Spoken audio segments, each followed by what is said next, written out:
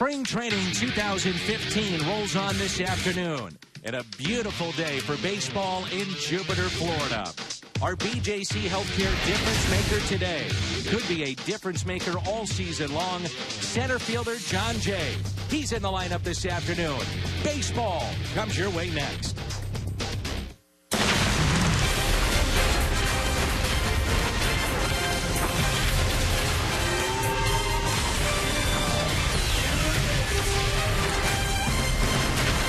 This is St. Louis Cardinals baseball.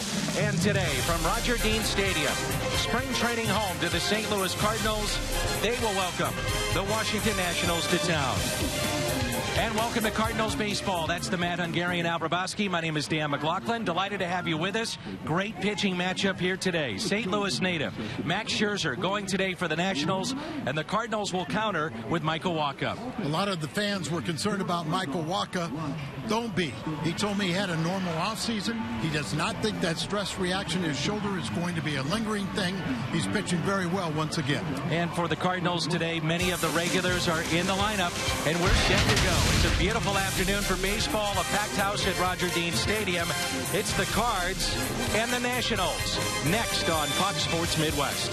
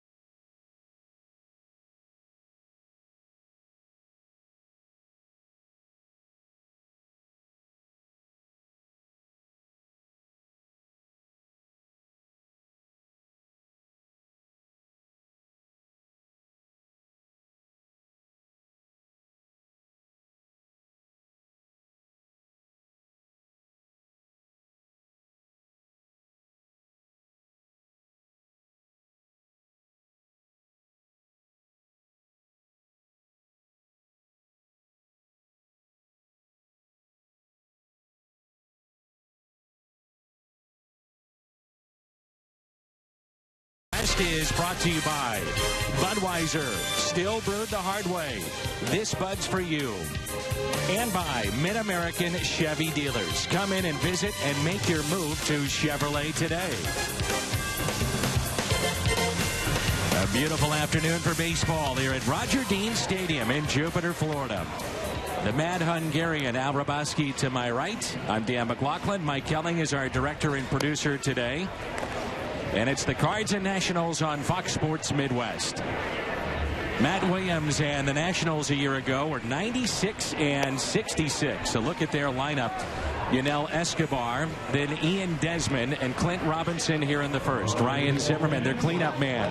Jose Lobaton, Tyler Moore, Michael Taylor, Danny Espinosa, switch hitter, playing third today, and Max Scherzer is on the mound and batting ninth. And for the Cardinals, their young right-hander, fingers crossed, knock on wood, he's been healthy so far, and that's Michael Wacha. And you have to be concerned because last year he only had the 19 starts. So far this spring, it's been very good. Everything has been positive with Michael Wacha. And Escobar looks at a strike, and we're underway.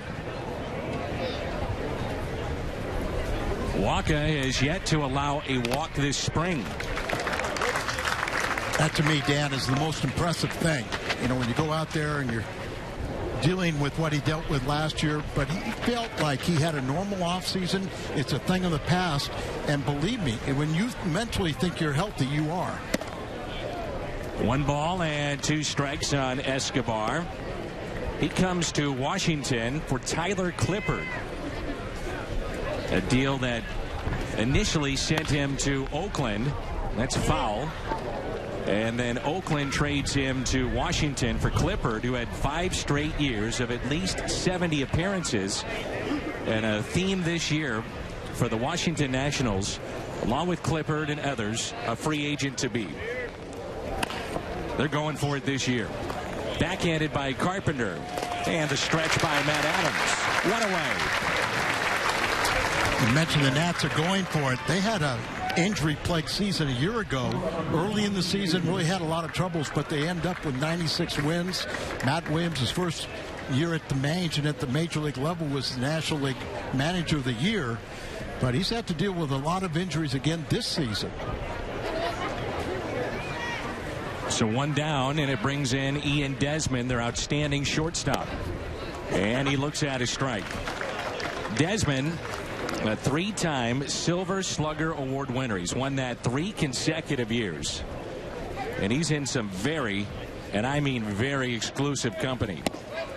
Cal Ripken, Barry Larkin, Derek Jeter, A-Rod, and now Ian Desmond, the only players in the history of baseball at that shortstop position with 3 consecutive Silver Slugger awards. He had 24 home runs and 91 RBIs a year ago.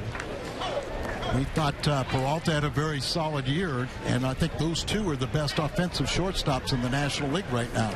Once Tulowitzki got hurt, it was these 2. That's Troy Tulowitzki of the Rockies.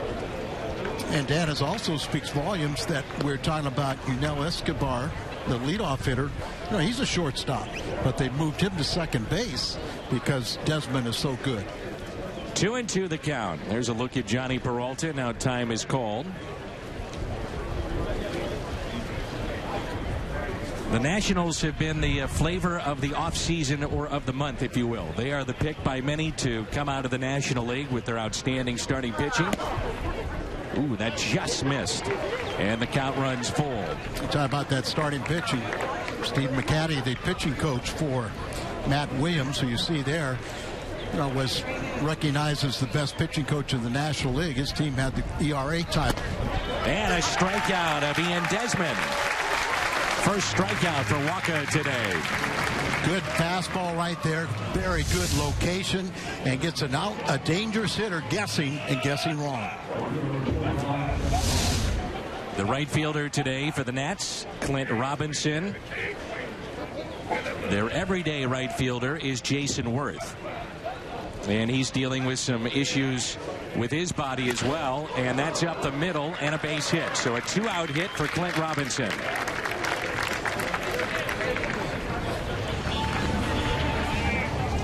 A look at the defense behind Wacha this afternoon, presented by Dobbs Tire and Auto Centers. Holiday, Jay, and Hayward. That's the everyday outfield trio that you'll see night in and night out. Carpenter, Peralta, Wong, and Adams. Very well could be your starting infield, and Yadier Molina, we know he's behind the plate. It looks like the starting lineup to me. Opening day. Ryan Zimmerman has made the transition from third base to first base. You mentioned Jason Worth, who is the right fielder. He's going to move to left field this year. He's coming off a shoulder surgery. And so Harper's supposed to go from left field to right field. The 0-1. Good to see John Jay coming off of wrist surgery.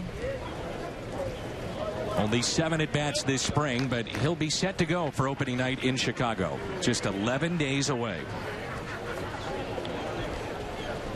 The weather will be quite different from what we're enjoying right now. It's 82 here at Roger Dean. That is tapped foul.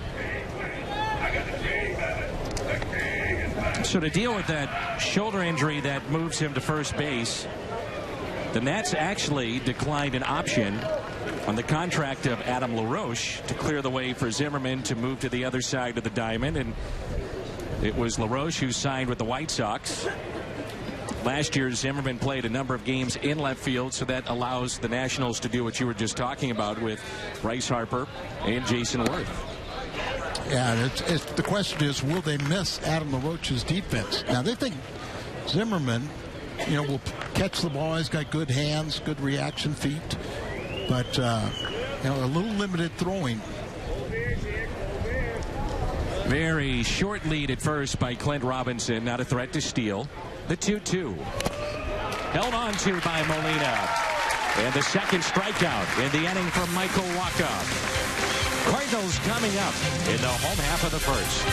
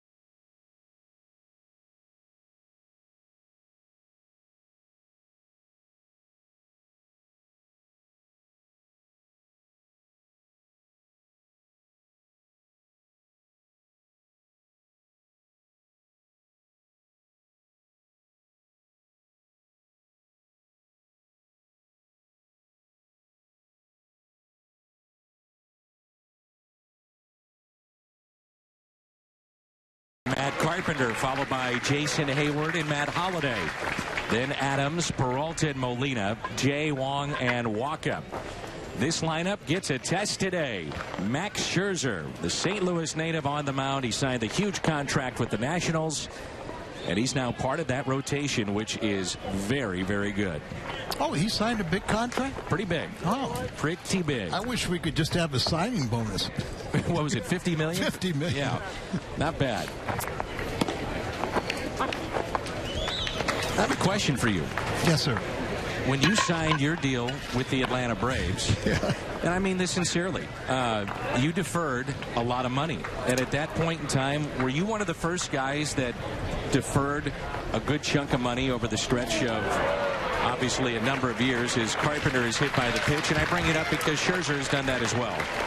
Yes, and of course the numbers, were looking like pocket change, but I was getting 10% interest, which today a lot of times they get no interest. But it allowed me to do a lot of things and not, kind of work my way into broadcasting. Sure.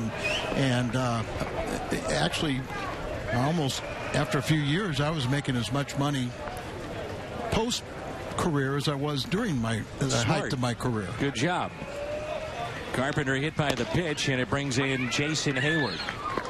And I bring it up because you were really one of the first guys that said, okay, I'll accept the contract. I'll defer a bunch of it to make it club friendly. And Scherzer has done that with his deal as well. Obviously, the numbers a little different from your deal. Scherzer picked up one of the biggest contracts in the history of the sport. And a ground ball. Zimmerman to second, back to first, and they turn the double play. Even there, you can see it's painful to watch Ryan Zimmerman, who is a natural third baseman, throw the ball. Yeah, very good point, Dan. It's just, a lot of people think you can hide somebody over at first base, but there are a lot of throws that a first baseman will be involved in. But as long as he's accurate and doesn't really, force the issue and is pain-free, it'll probably get better as the season goes along. You would be surprised that one of the big balking points in my contract was they didn't want to defer any money. Is that right? Paid up front, and that was Ted Turner at the time, the owner of the Atlanta Braves. He couldn't deduct that money until I started claiming it, and it was an insurance policy. It was an annuity. A strike to Matt Holliday.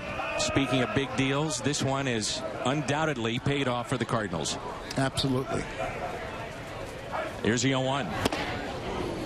Matt is still a very dangerous hitter, a proven hitter. Got off to a slow start last year, but as his career mark showed, he had a phenomenal second half, and the numbers were right where you pretty much expected him to be. You look at the signings that John Mozeliak has made, and in terms of reading the market, he has been tremendous in that respect as Holliday strikes out. First strikeout for Max Scherzer. We're going to see some pitching here today, boy. Woo. Walk-in Scherzer.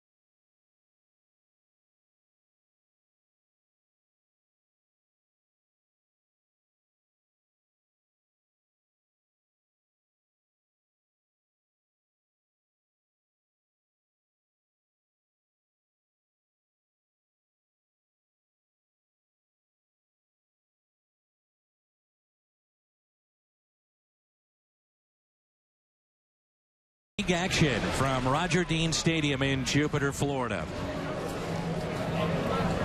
Jose Lobaton leads it off for the Washington Nationals. Jupiter, this is a small town in Palm Beach County. This is one of the northernmost suburbs of the Miami metropolitan area. Absolutely beautiful. Lobaton on the first pitch, a fly ball out to left. There's Holliday, and the catch is made.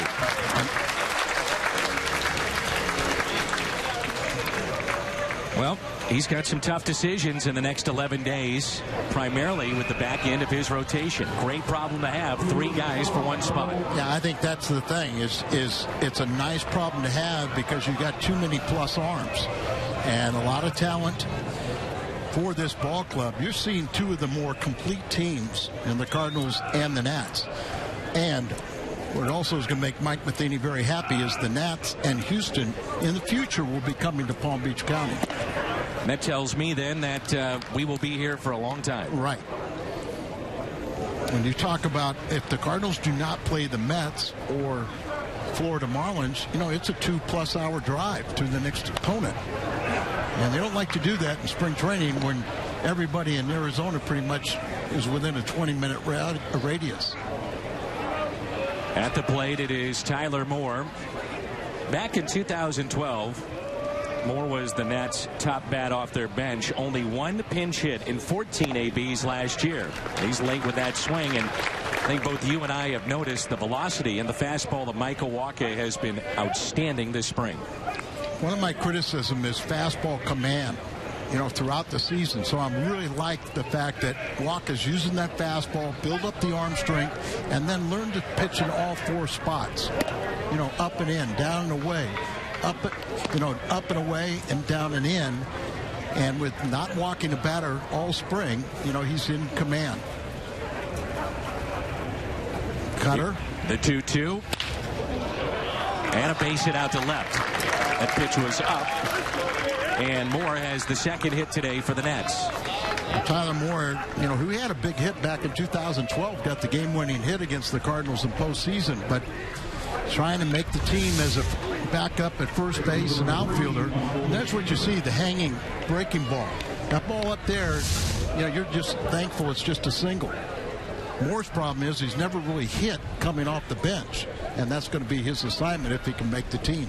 Here is Michael Taylor, who is one of the top young players in this organization for the Nationals. He hit .304 with 37 steals between Double and Triple A before making his debut in the big leagues in September last year.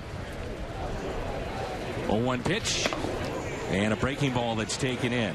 Taylor has seen a little bit of a path that's been cleared for him because the Nats moved, you may remember, Steven Souza, and he was also considered a young prospect, and they moved him, and that elevates the chances of Taylor to see some big league action this year.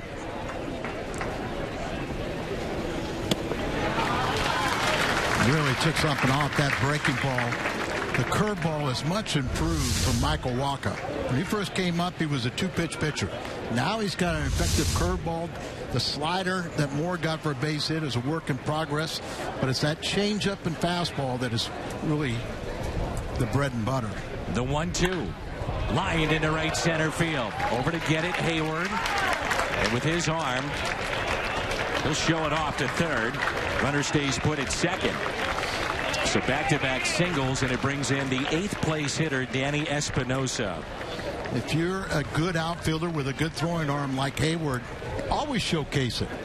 Never take for granted that a guy's not going to try and trick you and take an extra base. So just always anticipate, come up with the good mechanics, throw the ball on the line, and you get the oohs and ahs of the crowd, the scouts, and you're playing the game the right way. Well, the Cardinals had the least amount of production offensively in right field from Craig, Oscar Taveras, others offensively. What you notice here in spring, watching Hayward play every day, is just how good he is defensively. Look at this arm. At third, and it scoots away. They tag up and advance from second to third. That's Moore. And runners at the corners with the pitcher coming up, Max Scherzer. It looked like mechanically Hayward did everything correctly. He kind of surrounded, got behind that ball, then came up with good mechanics and throwing. From this look, we'll see if it's offline. You want to throw it on a line so it's low enough that a cutoff man can get it, and it just took a bad hop. Yeah. When it hit the dirt, and there clearly he would have thrown him out, but with a bad hop, it kicked to the infield side, and then Carpenter, but Wacha was doing his job, and he backed it up, and we got runners at the corners with 2 outs. Max Scherzer at the plate. Mizzou product takes a hack and pops one foul. And watching that throw from our initial viewpoint, we're right behind home plate. Carpenter didn't even move for the throw, so you're wondering, was it offline or did he not see it? It looked like it was right on line. Exactly. But when it hit, and Peralta could have cut it off if you want to get the third out at second base. But it must have hit a dirt clod or something and kicked way offline. Max Scherzer was one of the biggest stories this offseason, as a lot of people were trying to figure out where he would land. The Cardinals did have interest. The numbers got a little too steep for their liking, and he winds up with Washington. you know, I'm not a real card player. I would hate to play poker with him because he turned down $144 million last season. And a move that paid off. Well, it paid off, you know, $210 million for 7 years and a $50 million signing bonus out of there. But, I mean, you turn down $144 million and you go out and hurt yourself. Now, one throw, you can be done. Absolutely. And never get a paycheck again. But it paid off. And good for him. He's a good kid. Up and in, and it's 2-2. Scherzer's going, hey, wait a minute. That didn't happen in the American League. Or he'll say, I've got you, let's see, you're coming up in 6 spots. All right, I'll remember. The 2-2. And a strikeout of Scherzer. For Michael Wacha, his third strikeout of the afternoon. The Nationals have stranded 3 so far. No score here in Jupiter.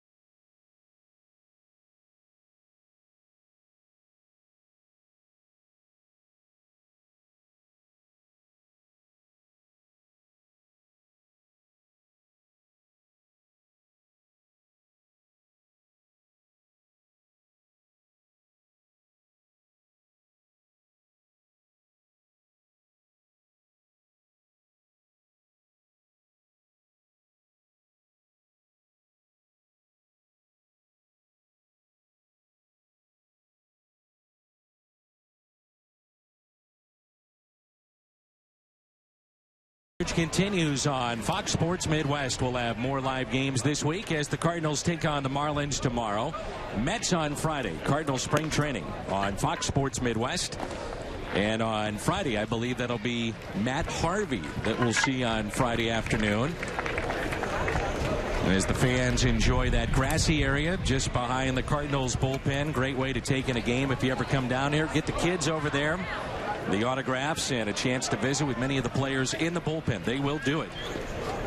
This relaxed atmosphere of spring training. You talk about Harvey, Fernandez with the Marlins, both coming back off of Tommy John. He's talking about Wacha and Scherzer. Boy, there's some great young arms. Just look at the staff that the Nationals will be able to put out there this year, anchored by, as you get a look at Matt Adams, Max Scherzer. Scherzer has been given the nod for the opening day assignment. But they've got Steven Strasburg and Jordan Zimmerman and Fister.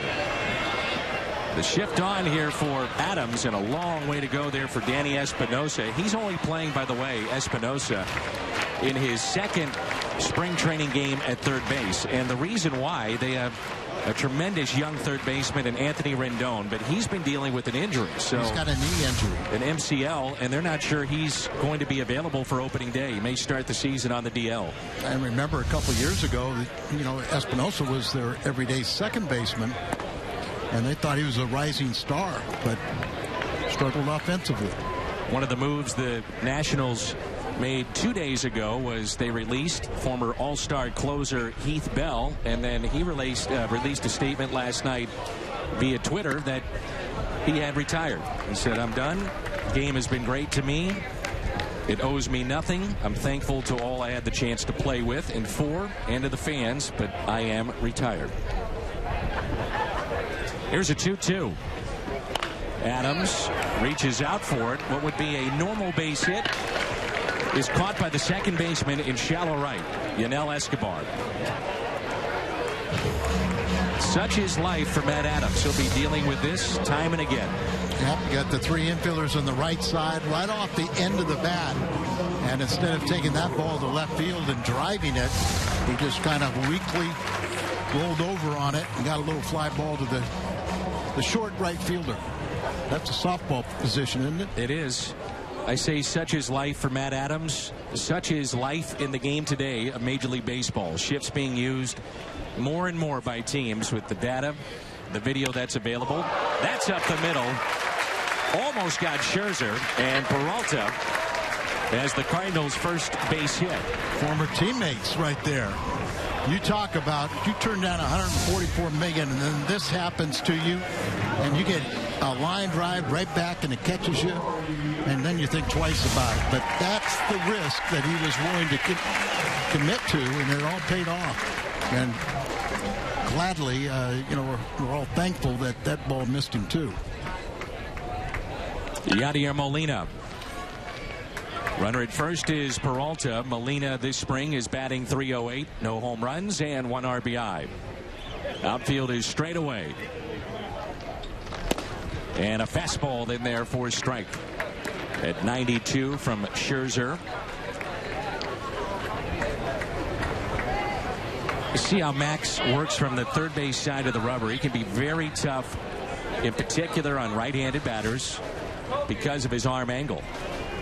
Not really over the top, 3/4, maybe a little further down than that, and he also has that great slider that makes it very tough. Yeah, he's got 4 pitches he can command in the strike zone, a swing and miss breaking ball, good fastball that he pinpoint control with it, not afraid to pitch inside, so easy for him to get inside to set up the breaking ball or something away. And the 0-2.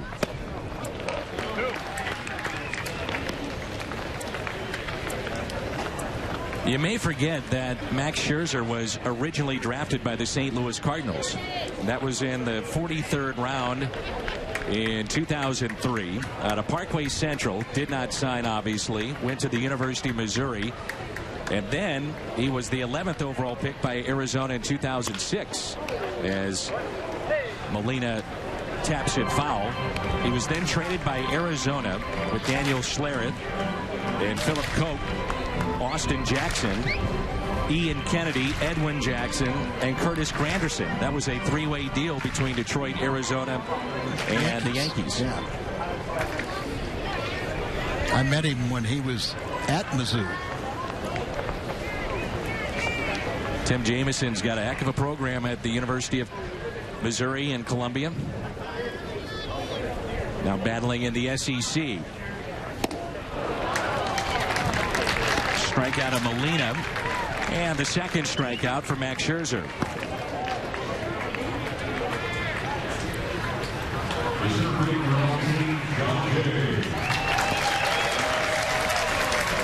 Good to see John Jay back in the lineup. Just 7 at-bats so far this spring. Kind of eased him back. I think it was last Friday. Got his first action, but I believe his first plate appearance here at Roger Dean. That was in game action. He had hit in some simulated games against Adam Wainwright. Had a couple of base hits off of Adam.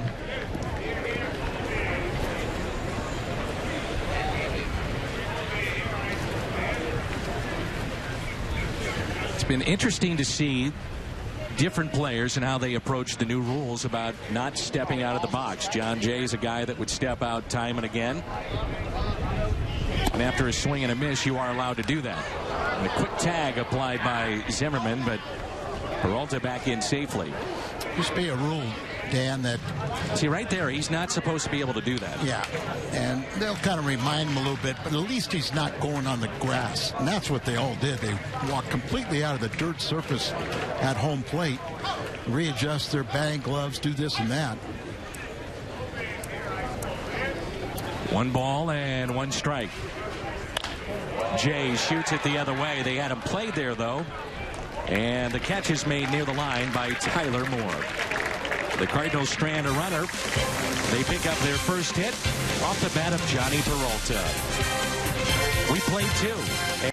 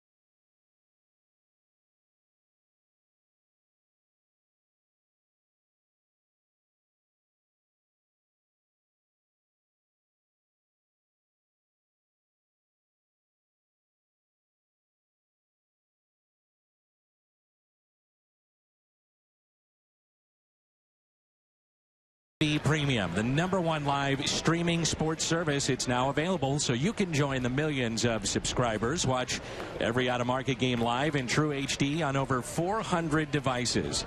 Just visit MLB.tv for details. That's popped foul and out of play, the top of the lineup, and it brings in Yunel Escobar, who has a unique way of getting in the batter's box. He has a routine. He started this while playing in Cuba.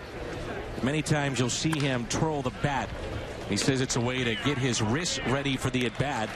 And I found it very interesting, Alan. I remember he did this a couple of times last year, and we saw him in interleague play with Tampa Bay. He says it helps him control the bat with his wrist. And he said, I understand that some don't like it, but as he explained, the culture in Latin America, he said, we play with a little flair, and I know I'm jumping around in the box and I'm flinging my bat. He said, I don't mean to disrespect the other team or the pitcher. He said, that's just kind of the way I've always played. Well, you do it your way for yourself. And this coming from the Mad Hungarian. Yeah, and I mean, and some things will bother the opponent, but if it bothers the opponent, then he's concentrating on something he shouldn't be concentrating on. Sure. And I think he likes to get the message out there to make sure that others understand that he's not trying to show somebody up. Here's Ian Desmond, who was caught looking his first time up. There's that good breaking ball. Waka has struck out 3 so far. He gets that pitch over consistently. Just even a show pitch, but he can make it better than that. But that really sets up the good fastball and the changeup. And the 1-2. You have to remember that Waka does not turn 24 until July 1st. 19th overall pick in 2012. And the great run of postseason play. The NLCS MVP of 2013.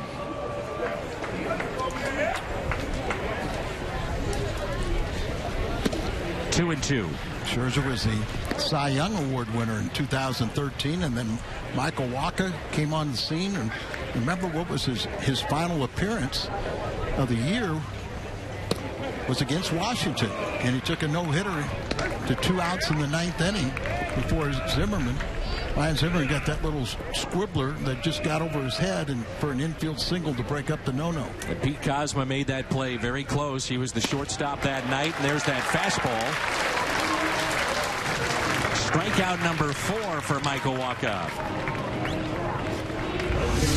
If you're looking for his changeup, you cannot catch up to the fastball.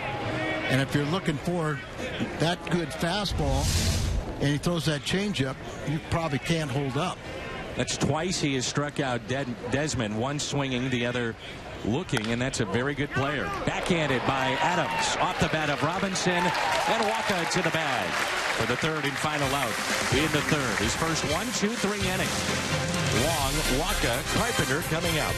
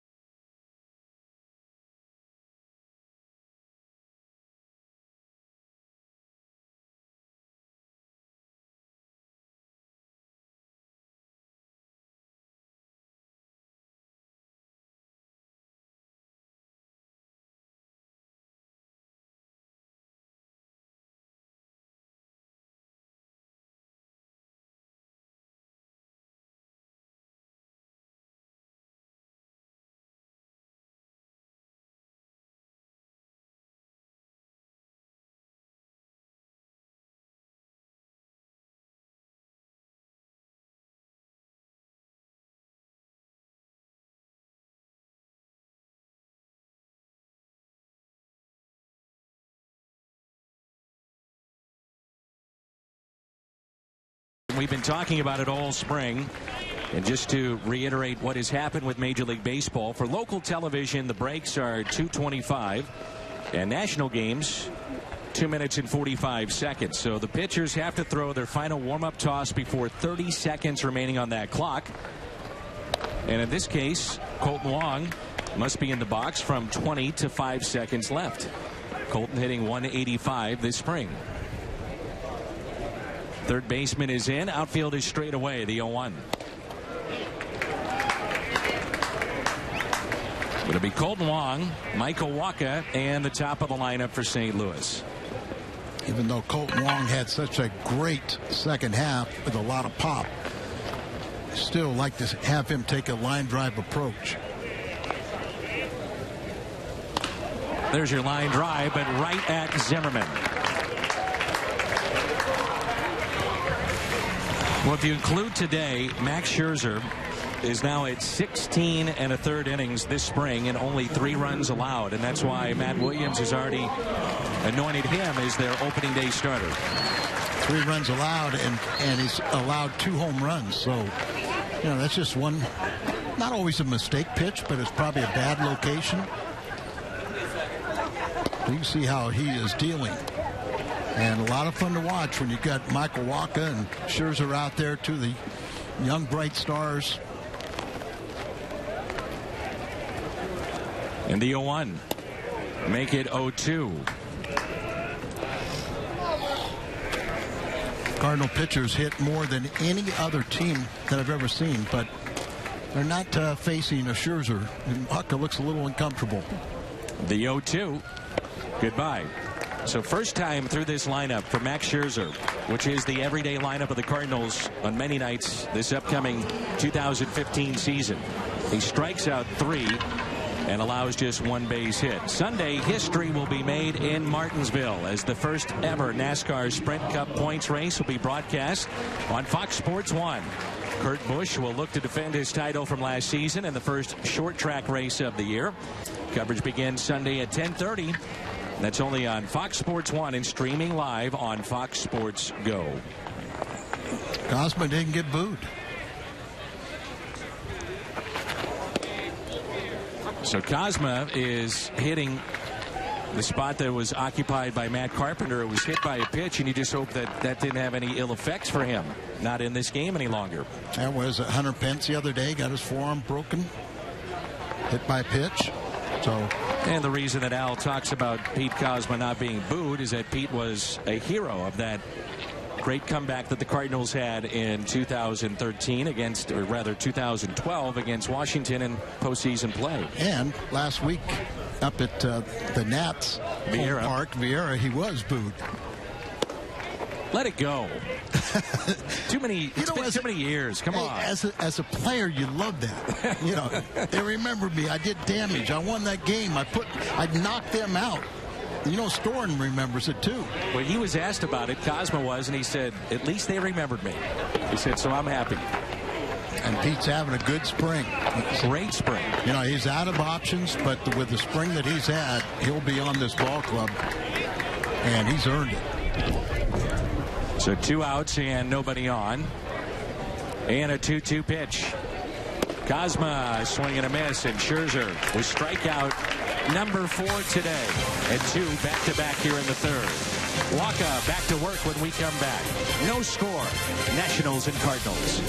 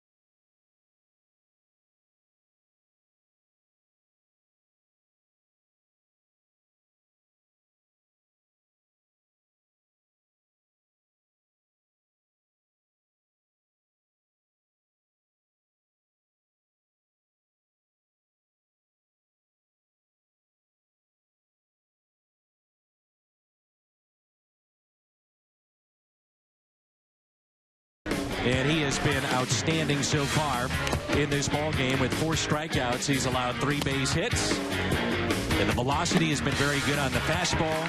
2 of the strikeouts have been against Ian Desmond, the Silver Slugger Award winner the last 3 years at shortstop. And here is Ryan Zimmerman. That may have fooled our home plate umpire today. It's Jerry Meals. Looked like Michael Waka thought that way, and so back off. Don't get upset. Just regroup.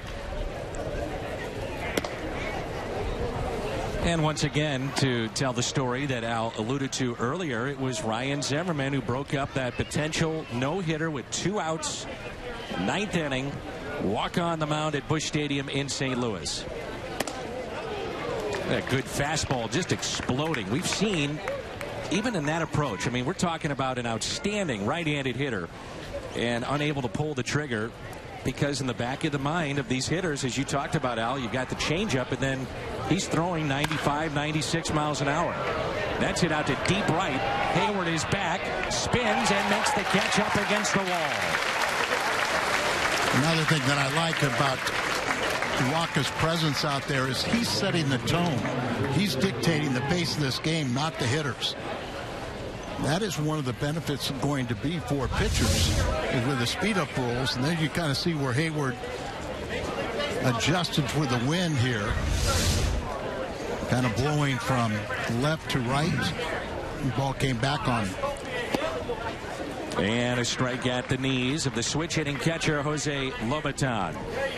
Lobaton is the backup catcher for the Nationals.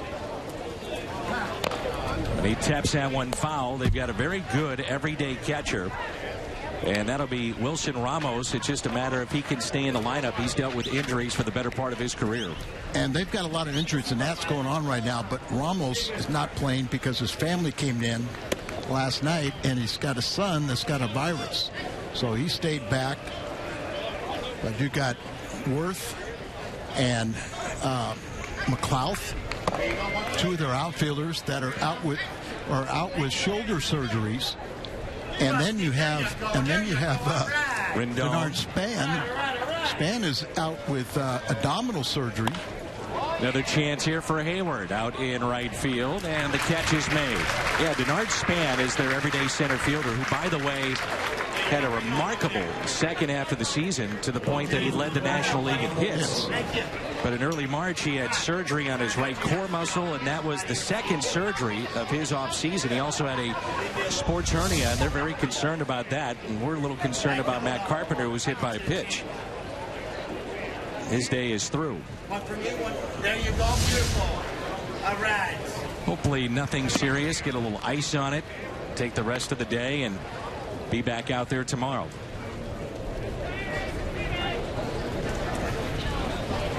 Tyler Moore at the plate. Moore, single to left his first time up. 2 down, no score, top of the 4th. Moore, one of those guys trying to make the squad as a backup first baseman and outfielder. But he's out of options also, so a very important spring.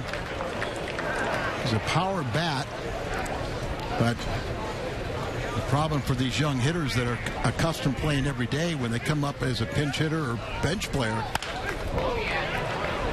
Jason Hayward sets a record this inning. I tied it. 3 catches in right.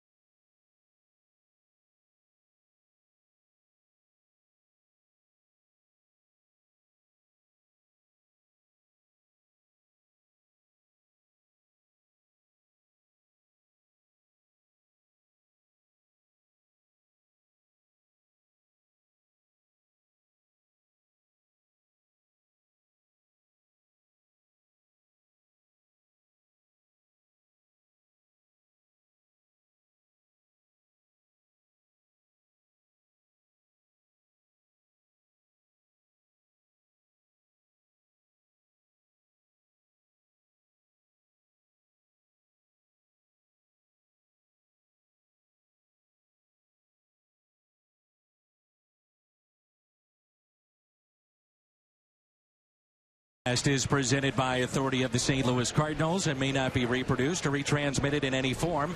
And the accounts and descriptions of this game may not be disseminated without the express written consent of the St. Louis Cardinals. That shot we just had from our director and producer today, Mike Helling, gives you the idea of how many scouts are in attendance today.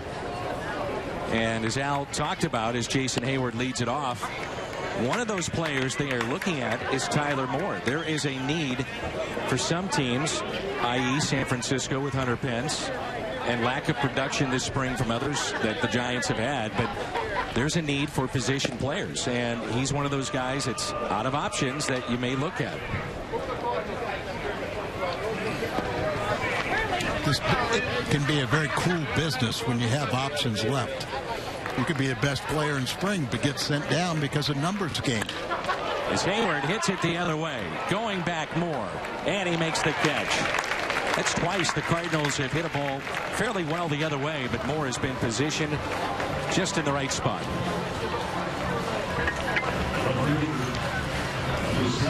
You talked about the young players out of option, goes back, turns completely around, but back there and adjusts and hauls in the line drive. That's one thing for young players to realize, that maybe you aren't going to stick with the club that signed you, but you're always auditioning for somebody else. And Holiday looks at his strike. He struck out his first time up. Scherzer has struck out 4. Both these guys are racking up the strikeouts, but they're also trying to get outs quicker with fewer pitches and doing a good job. Quickly, 0-2. Last year, Washington led the major leagues in ERA, just over 3. Gave up the second fewest walks at 212, and the second best strikeout to walk ratio in all of baseball. And they add Max Scherzer. And I think they also allowed the fewest home runs in the National League. And a very good combination. You know, Robotone got that one right on off the mask, and like a whiplash, especially coming on the velocity coming off the bat of a Holiday hit, and the umpires are making sure he's okay. He still thinks he's in Vieira, but he'll hang in there. Well, they've got a rotation that features Steven Strasburg, Jordan Zimmermann, Max Scherzer, Doug Fister, Gio Gonzalez, and Tanner Roark, who was in the rotation a year ago and was double figures in wins, goes 15, to the bullpen. 15. Yeah. Fister. It's amazing. Fister would be maybe a number 1 in a lot of staffs, and here he's a 4. Here's the 0-2. Drew Storen will be their closer. And the bullpen has been the culprit in both of Washington's playoff exits, against St. Louis and then last year against San Francisco. And Storen has had a hand in both of that. Exactly. But, you know, he redeemed himself, regained the closer's role late last season. Holiday is 0 for 2. In the playoffs last year, they lost to San Francisco. All 3 of the Giants' wins were by 1 run. And that included the 18-inning Game 2, which did spark an awful lot of controversy because Matt Williams pulls Jordan Zimmermann after a 2-out walk in favor of Storen. And Storen gave it up, and the rest is history. And Storen struggled in Game 5 against the Cardinals in that famous comeback of 2012 as Adams pops it back foul. We talked about the trade for Escobar, and you mentioned that Tyler Clippert was that 8th-inning guy and a potential closer if Storen failed. So, I mean, it's a gamble. Here's a 0-1.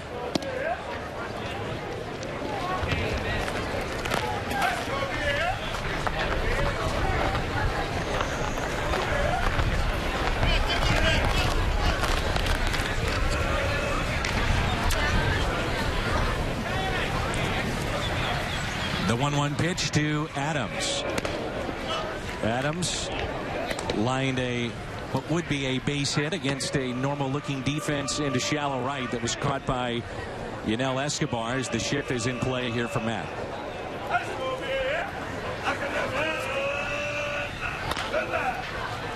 Two and two.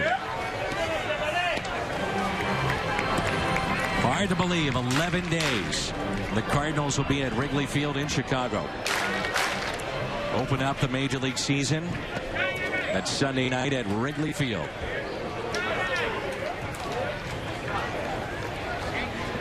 The 2-2. Adams again off the end of the bat.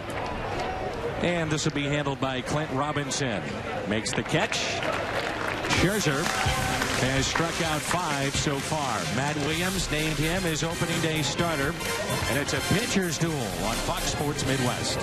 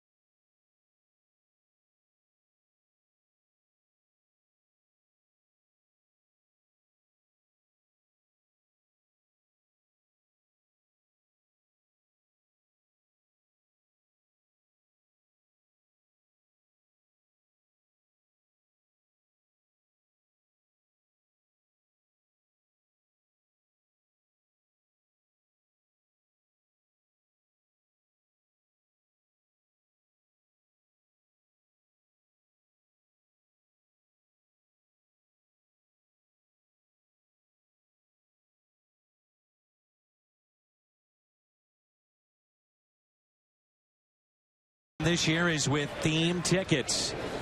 And you'll enjoy access to a very unique promotional item or exclusive pregame event. And some of those theme nights include Star Wars Night, Mizzou Night, Halfway to St. Patty's Day, and more. Just head to Cardinals.com/theme. Got word from Brian Bartow from the Public Relations Department that Carpenter was taken out for precautionary reasons. The right quad contusion. So I noticed when we had a shot of him, and this is Michael Taylor at the plate, and he was leaving the field. Looked like he was limping just a little bit, so they'll take care of that. You know, he's such a gamer that regular season play, I would bet. No doubt. Right. The ranch, he'd be playing. As Adams calls for it. And the first out as we begin play here in the top of 5. Michael Wacha has retired 9 in a row. Pitching here in his 5th inning. No decisions this year, and he's just very, very efficient with his pitches.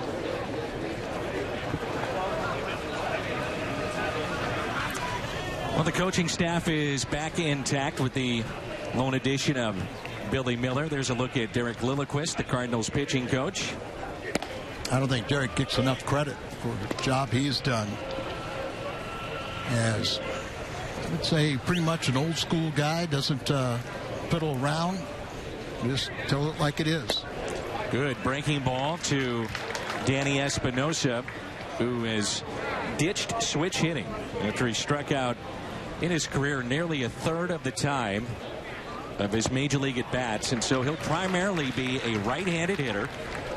And in his career, he's hit .271 from this side of the plate. On the other side, he's .213, and he's abandoned that after being a switch hitter for his entire pro career. And 99.9% of the time, when a switch hitter is a natural right-handed batter.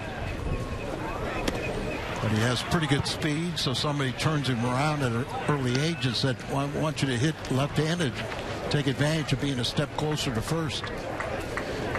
But when you don't get the results, it doesn't make sense to keep on doing it. And he could prove to be very valuable, especially early in the season with the injuries we spoke of, especially to Rendon.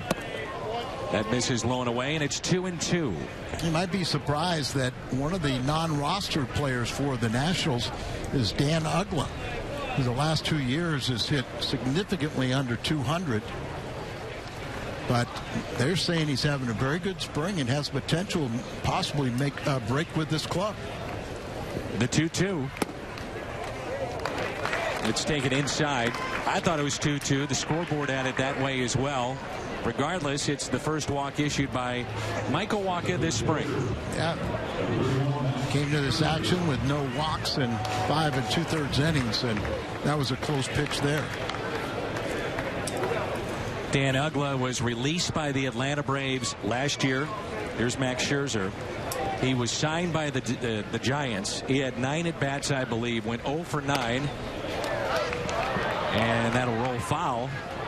And yes, Dan Uggla will own a World Championship ring as a member of the San Francisco Giants.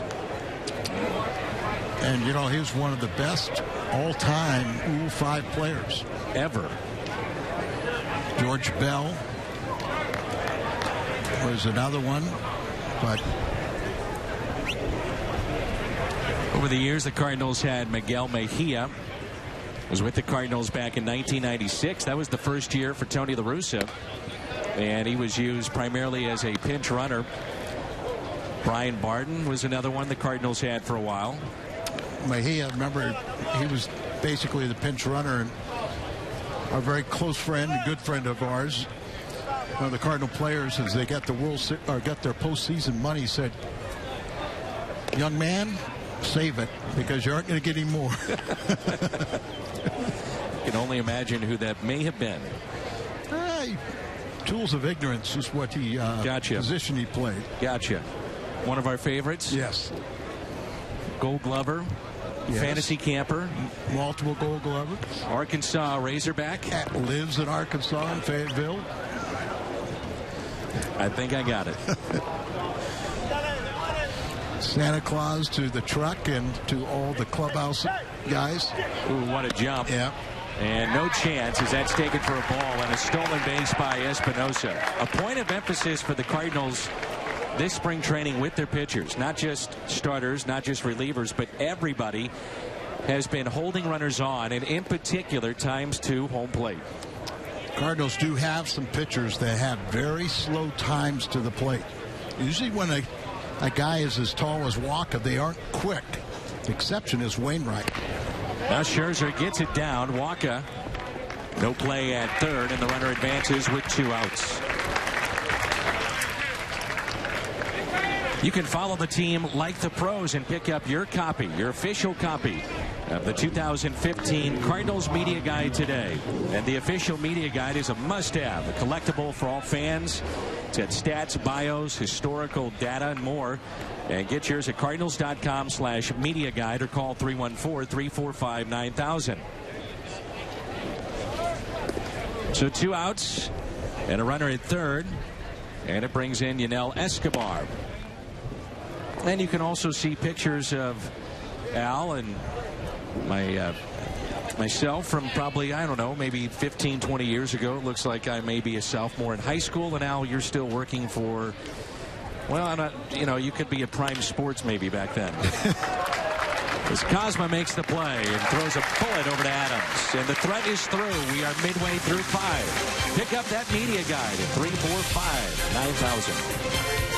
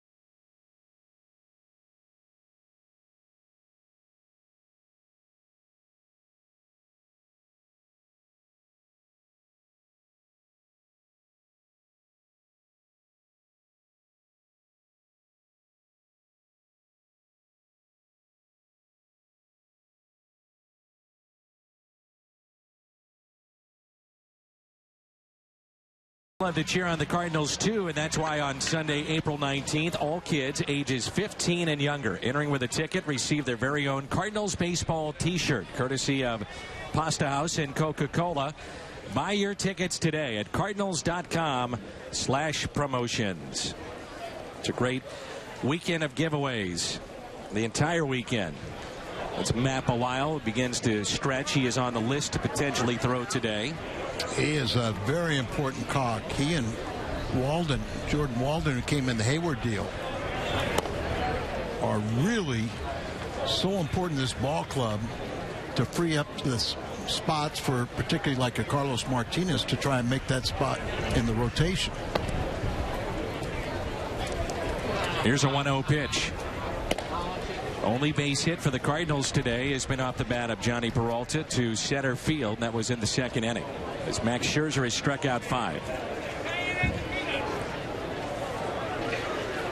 Scherzer is 41 games above 500 for his major league career. Two-time All-Star, Cy Young Award winner in 2013. He went 21-3 that year and started the All-Star game. Finally got a complete game, didn't he? But that was about the only knock you could talk about was doesn't complete the game, but when you give you the solid 6-7 innings, the way the managers use their bullpen today, you'll take that any time. The 2-2. And Peralta corks it out to left. Moore is over to make the catch.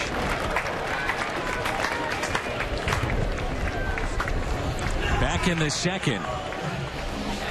We talk about third baseman and first baseman, those comebackers and the hard hit balls. How about a pitcher? Watch out. And we mentioned former teammates and probably good friends that it's not the way you want to be greeted. Scherzer, in the second pitch of his afternoon, he hit Carpenter in the quad, and that base hit. Here's Yadier Molina. Molina struck out swinging back in the second inning.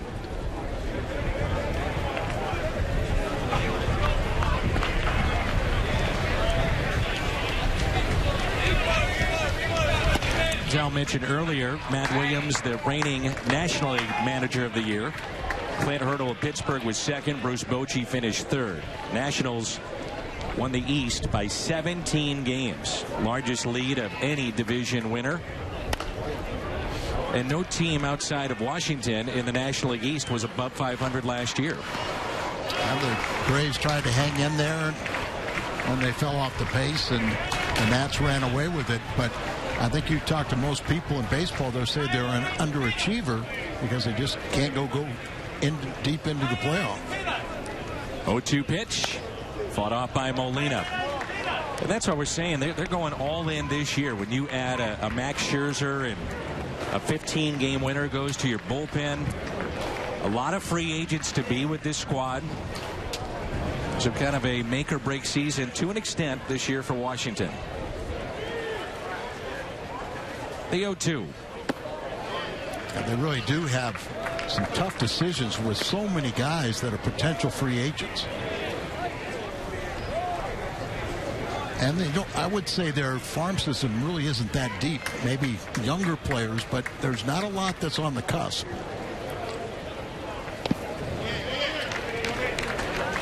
Two balls and two strikes.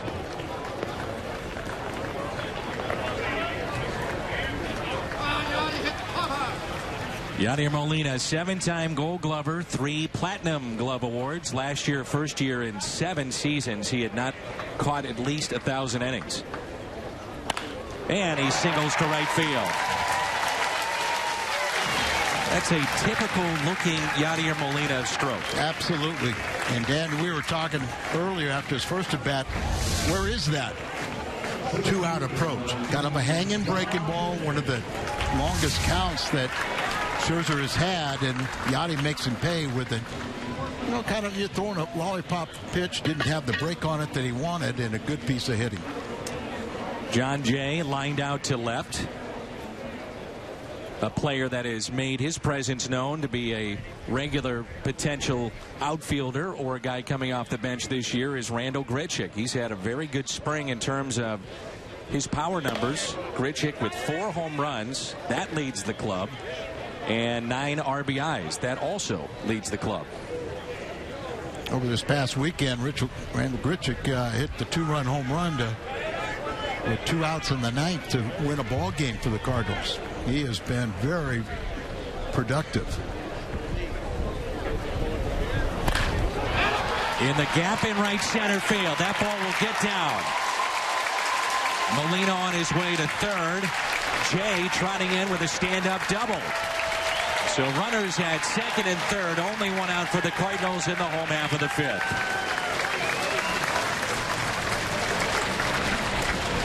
Yachty with that slim down body, you know, it helps his speed a bit, but good to see John Jay swinging the bat after having the wrist surgery in the offseason. He hit 300, the only Cardinal to hit above 300 a year ago, and very productive. He gets a good read on it. He knows he can get over to third. McKinley's going to hold him there, and that's the right decision. And the infield is brought in. Colton Long, and you do have Michael Wacha on deck. I always find this interesting, and we talk about it a lot, but you have the pitcher on deck, and it is a spring training game. You know, how would you play this in spring training? How would you do this in September? How do you do it in regular season play? If you're a Max Scherzer, you attack the hitter. With one out, forget about the double play with the pitcher coming up. The 0-1. And you know why I say that, Dan, is that's the mindset you have to have as a pitcher, that I can get any 8th place hitter out. I get my 2nd out, and then I got the pitcher for the 3rd out. Now, if the manager tells you, okay, put him on, then you adjust your thinking. But you really go into that attack mode. Looking for strikeout number 6. Long in the hole, nothing in 2. Just wants to put the ball in play. And he got him with the changeup. Colt Long strikes out. 0 for 2 today, came in hitting 185. And it's up to Michael Wacha. And when you talk about attack mode, you get ahead 0-2, and then you throw a pitch out of the strike zone. Oh, by the way, I got my answer. Yeah. 3 pitches, and he carved them up. That was impressive. Well, and I mean, and that's the way you have to feel. That's how he won a Cy Young. That's why he got that big contract, because, you know, you're telling that opponent there's no fear. 2 outs, 2 on, and Michael Wacha. Wacha has struck out his first time up. I love Izzy, but when Izzy used to tell you, oh, I'd walk this guy to set up the next guy, you know, he did it much better than I, and did it a long time, and very, very successful. But I just like to, you know, think that I can get every hitter out. Take that approach for most people. By the way, Jason has been down here. Ryan Franklin is here. And Izzy's been in uniform along with Cal Eldred, some of the guys of that generation of players helping out the younger players here. The 0-1 to Wacha. Make it 0-2. And he's not fooling around, is he? He's just attacking.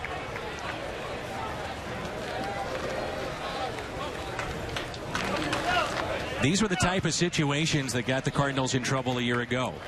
2 years ago, they were amazing with runners in scoring position, especially with 2 outs. That came back to the pack last year. Ooh. And Wacha somehow is still in there, 1-2. And you wonder if it adjusts back the other way this year. Not to the level of 2013, but, you know, you've got a different looking right fielder. Maybe it does change things. Yeah, and it hasn't happened this spring. I know that game I'm talking about against Baltimore in Sarasota. You know, the Cardinals missed twice with runners at 3rd and less than 2 outs and did not convert.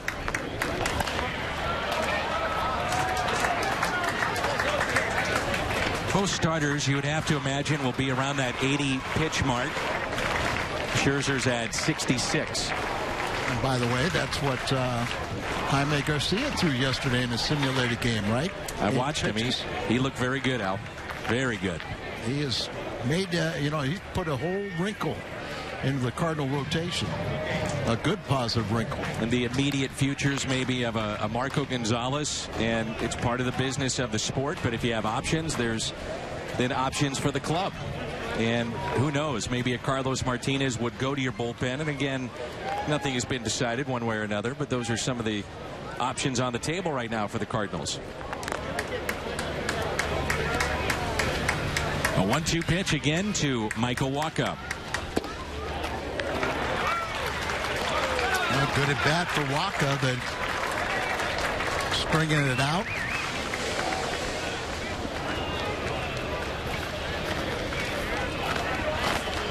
Scherzer's got to believe his fastball can get out any pitcher. But in the back of Wacha's mind is, does he throw one of those great secondary pitches? The 2-2 on its way. Wacha swing and a miss, and Scherzer back-to-back strikeouts to end the threat for St. Louis. He's up to 7 today. We move to the 6th, and there's no score.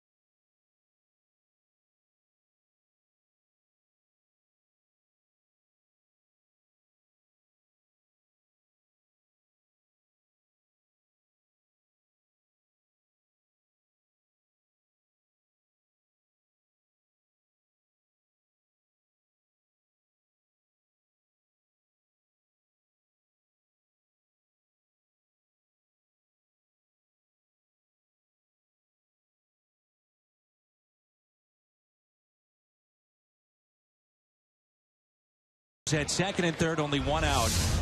And how did Max Scherzer get out of the inning? That was the final strikeout to get Michael Wacha. The key strikeout. Do you go after the 8th place hitter? He said absolutely. 3 pitches and the changeup, and got Wong to strike out, and that was the key out in that inning. And you could just see, it goes attacks the strike zone, and then after you got 2 strikes, you don't have to throw another strike. That hitter is going to be over anxious, and Scherzer, it's almost unfair when you have 4 good pitches that you can throw all for strikes at any count, and it's a learning experience for Colton Wong. A key inning here for Michael Wacha. 2, 3, and 4 in the lineup. Desmond, Robinson, and Zimmerman. He has been outstanding so far. With 71 pitches this afternoon, 4 strikeouts, 1 walk, and that was his first walk this spring. These 3 hitters coming up are 1 for 6 with 3 strikeouts. That'll help. Colton Wong makes the play. And Desmond retired. Our Budweiser Bash nights have moved to Tuesday nights, and this year it'll feature many of the 1985 championship team, and all summer long we're celebrating the 30th anniversary of that squad. Some of the Hall of Famers will be signing autographs. Make sure you check out our schedule, cardinals.com/budbash. And a strike drops in to Clint Robinson. We've been watching the velocity of Wacha here today. It's been very good. If you go back to last year, in his first 15 games, he had an ERA of 2.79. Opponents hit only 222. His velocity would get up to 97 and consistently at 95, and then he dealt with the injury and it dropped a bit, and so did the command and the control, and all of a sudden it was a different story in a season for Michael Wacha. And unfortunately, he missed so much time. But if he's back in there every 5th day, and Wainwright and the rest of this rotation, it is going to be very, very tough. Now, it's going to be a lot of fun. And you're seeing, as good as he was at the end of 2013 and into the postseason where he was phenomenal, he is a better pitcher now. He's learning how to do things, just what he's done this inning with getting outs, 2 big outs in the heart of their order on ground balls, utilizing more off-speed pitches. He was 5-6 a year ago. There's a strike to Ryan Zimmerman as he dealt with that stress reaction in his shoulder. It's an odd injury. Only a handful of pitchers have dealt with it. And Wacha, through a strength and conditioning program and a lot of time off, says he is good to go. And the Cardinals were extremely cautious with him, and it has paid off. He told me on the caravan that I don't even think about it. I assume that it's never going to happen again. Up the middle and a base hit. A 2-out hit for Ryan Zimmerman, who's 1 for 3 this afternoon. First hit, by the way, for Washington since back in the 2nd. And once again, it's a ground ball, but Mike Matheny has seen him get to near that 80 pitches, and it looks like he'll go and bring in the reliever, Belisle.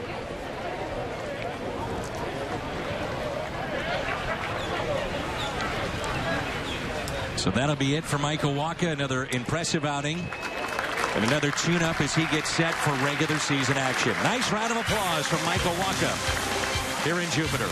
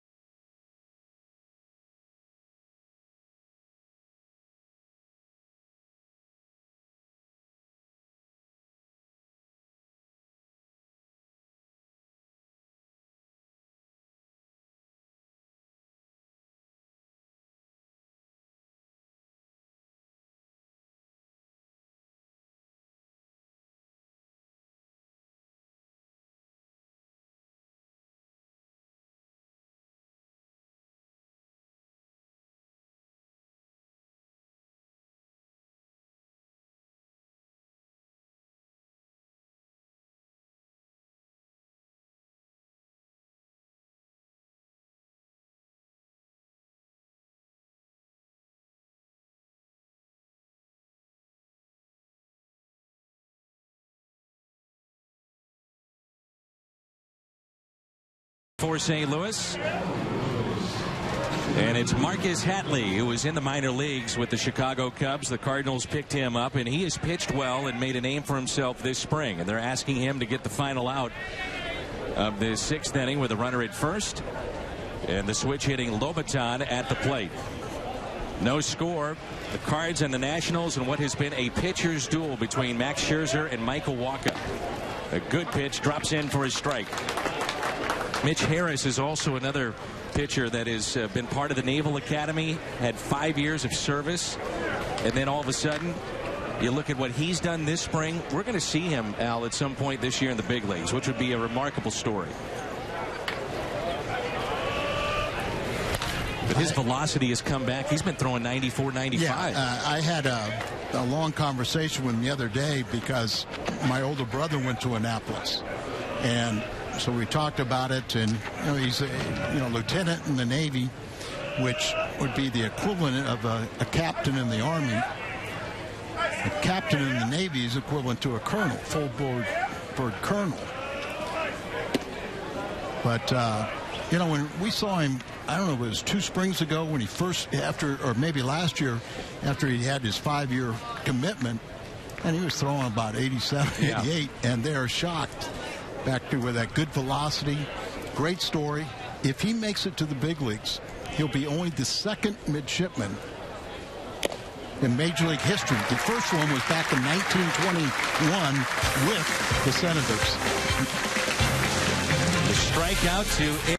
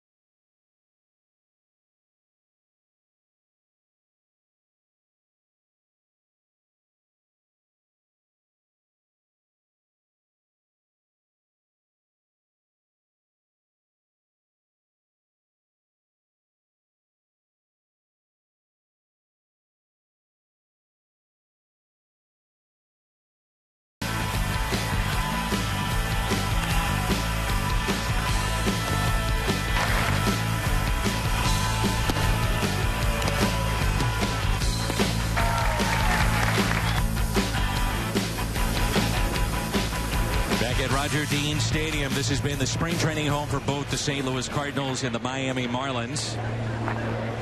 Cardinals began spring training here in 1998 as Pete Kozma looks at a ball low from Max Scherzer. Kozma came in as a replacement for Matt Carpenter, who was hit in the quad by a pitch from Scherzer in his first plate appearance, stayed in the ballgame for an inning and then left for precautionary reasons as Pete fouls it back. 1 ball and 1 strike. See, Scherzer's just at 69 pitches. Wacha threw 78 in his 5 2/3 innings.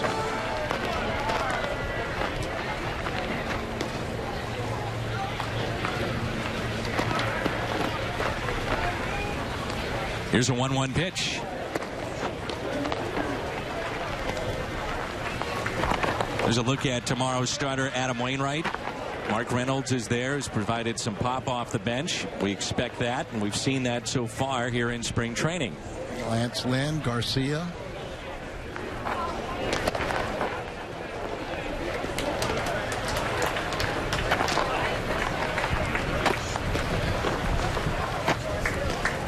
Outfield is straight away.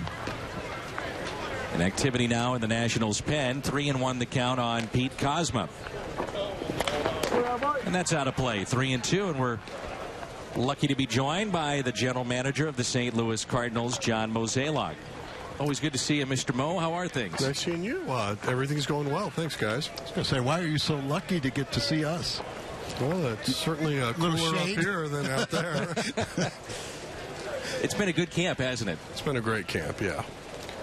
3-2 to Kozma, who's had a tremendous camp. Strikes out, though, for the second time today. And, Pete Kozma out of options, but, boy, he's shown he can play all over the diamond. I think we always knew defensively what kind of player he was, and to have him come to camp and swing the bat like he has certainly helped his own cause. And, you look at how this roster is coming together and giving us flexibility from a defensive standpoint is really an asset for us. And, John, I think there's no reason why Kozma's going to hit a little better. He's such a good athlete. He's worked on some mechanics with John Mabry and Billy Miller. And, those guys really believe in him, and he's starting to believe more in himself. Well, I think he definitely came into camp with a little more confidence from an offensive standpoint. I think last year, being down at AAA, getting to play every day, he was able to work on a lot of things that John Mabry was trying to get him to do. And it's hard to do when you're getting 4 or 5 at-bats a week versus 30. Your impressions of the newest edition? I know for many of our fans, they tune in and out of these games for spring training, but they're getting maybe their first look at Jason Hayward. What have you seen? Well, I think as advertised, a defensive specialist, an elite player out in right field. I think from an offensive standpoint, he has a lot more upside, especially not hitting in the leadoff spot. So expectations are going to be high for him.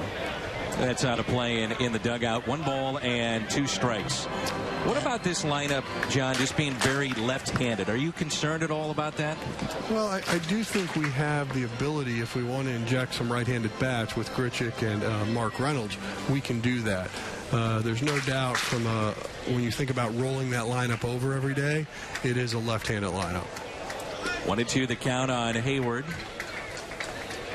Pitch number 78 from the St. Louis native, Max Scherzer. Taken low.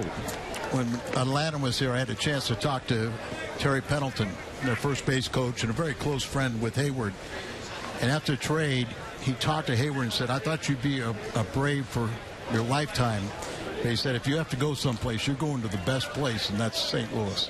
Yeah, I've heard that before from Mr. Pendleton, and it is a good place for him. And, you look at the need we had and the ability for us to fill it, it made sense. I was, and I saw you over there as well. We didn't have a chance to catch up. I saw Jaime Garcia and his simulated game yesterday, which, by the way, Alex Reyes is filthy. He was the counterpart to Garcia. He's going to be a beast before it's all said and done. But Jaime, for all intents and purposes, as Hayward strikes out, he has thrust himself back into the equation that many people thought, including myself, he never would be at, which is all of a sudden he's in that conversation to be in the rotation. Including me. I imagine if we were discussing this 2 months ago, we would not have been even envisioning him being where he is today. And to have him competing at the level he is frankly shocking. But it's a great thing to have happen because obviously we don't have a left-hander in our rotation. Could have him in there. And it's going to be a real positive. I don't want to put you on the spot, but I will ask the question. You can dance around it. Is there somebody of the 3, and we're talking about Martinez, Garcia, and Gonzalez, that has maybe put themselves ahead of the others? Well, I think, you have to look at each one individually in terms of the flexibility they each bring. Obviously, Jaime traditionally has always been a starter. You look at Carlos Martinez, who has worked out of the bullpen of late, and you look at Marco Gonzalez, who's worked out of the bullpen. The latter two also have options. So when you're starting to try to navigate through roster construction, the big question for us is really, can we count on Jaime if we pull the trigger on him? So that's something that is why we're going to continue to test him. John Mozeliak, the Cardinals general manager, is with us. He's always giving back in many ways in our community in St. Louis. We'll talk about an event he has coming up when we come back. No Score after 6.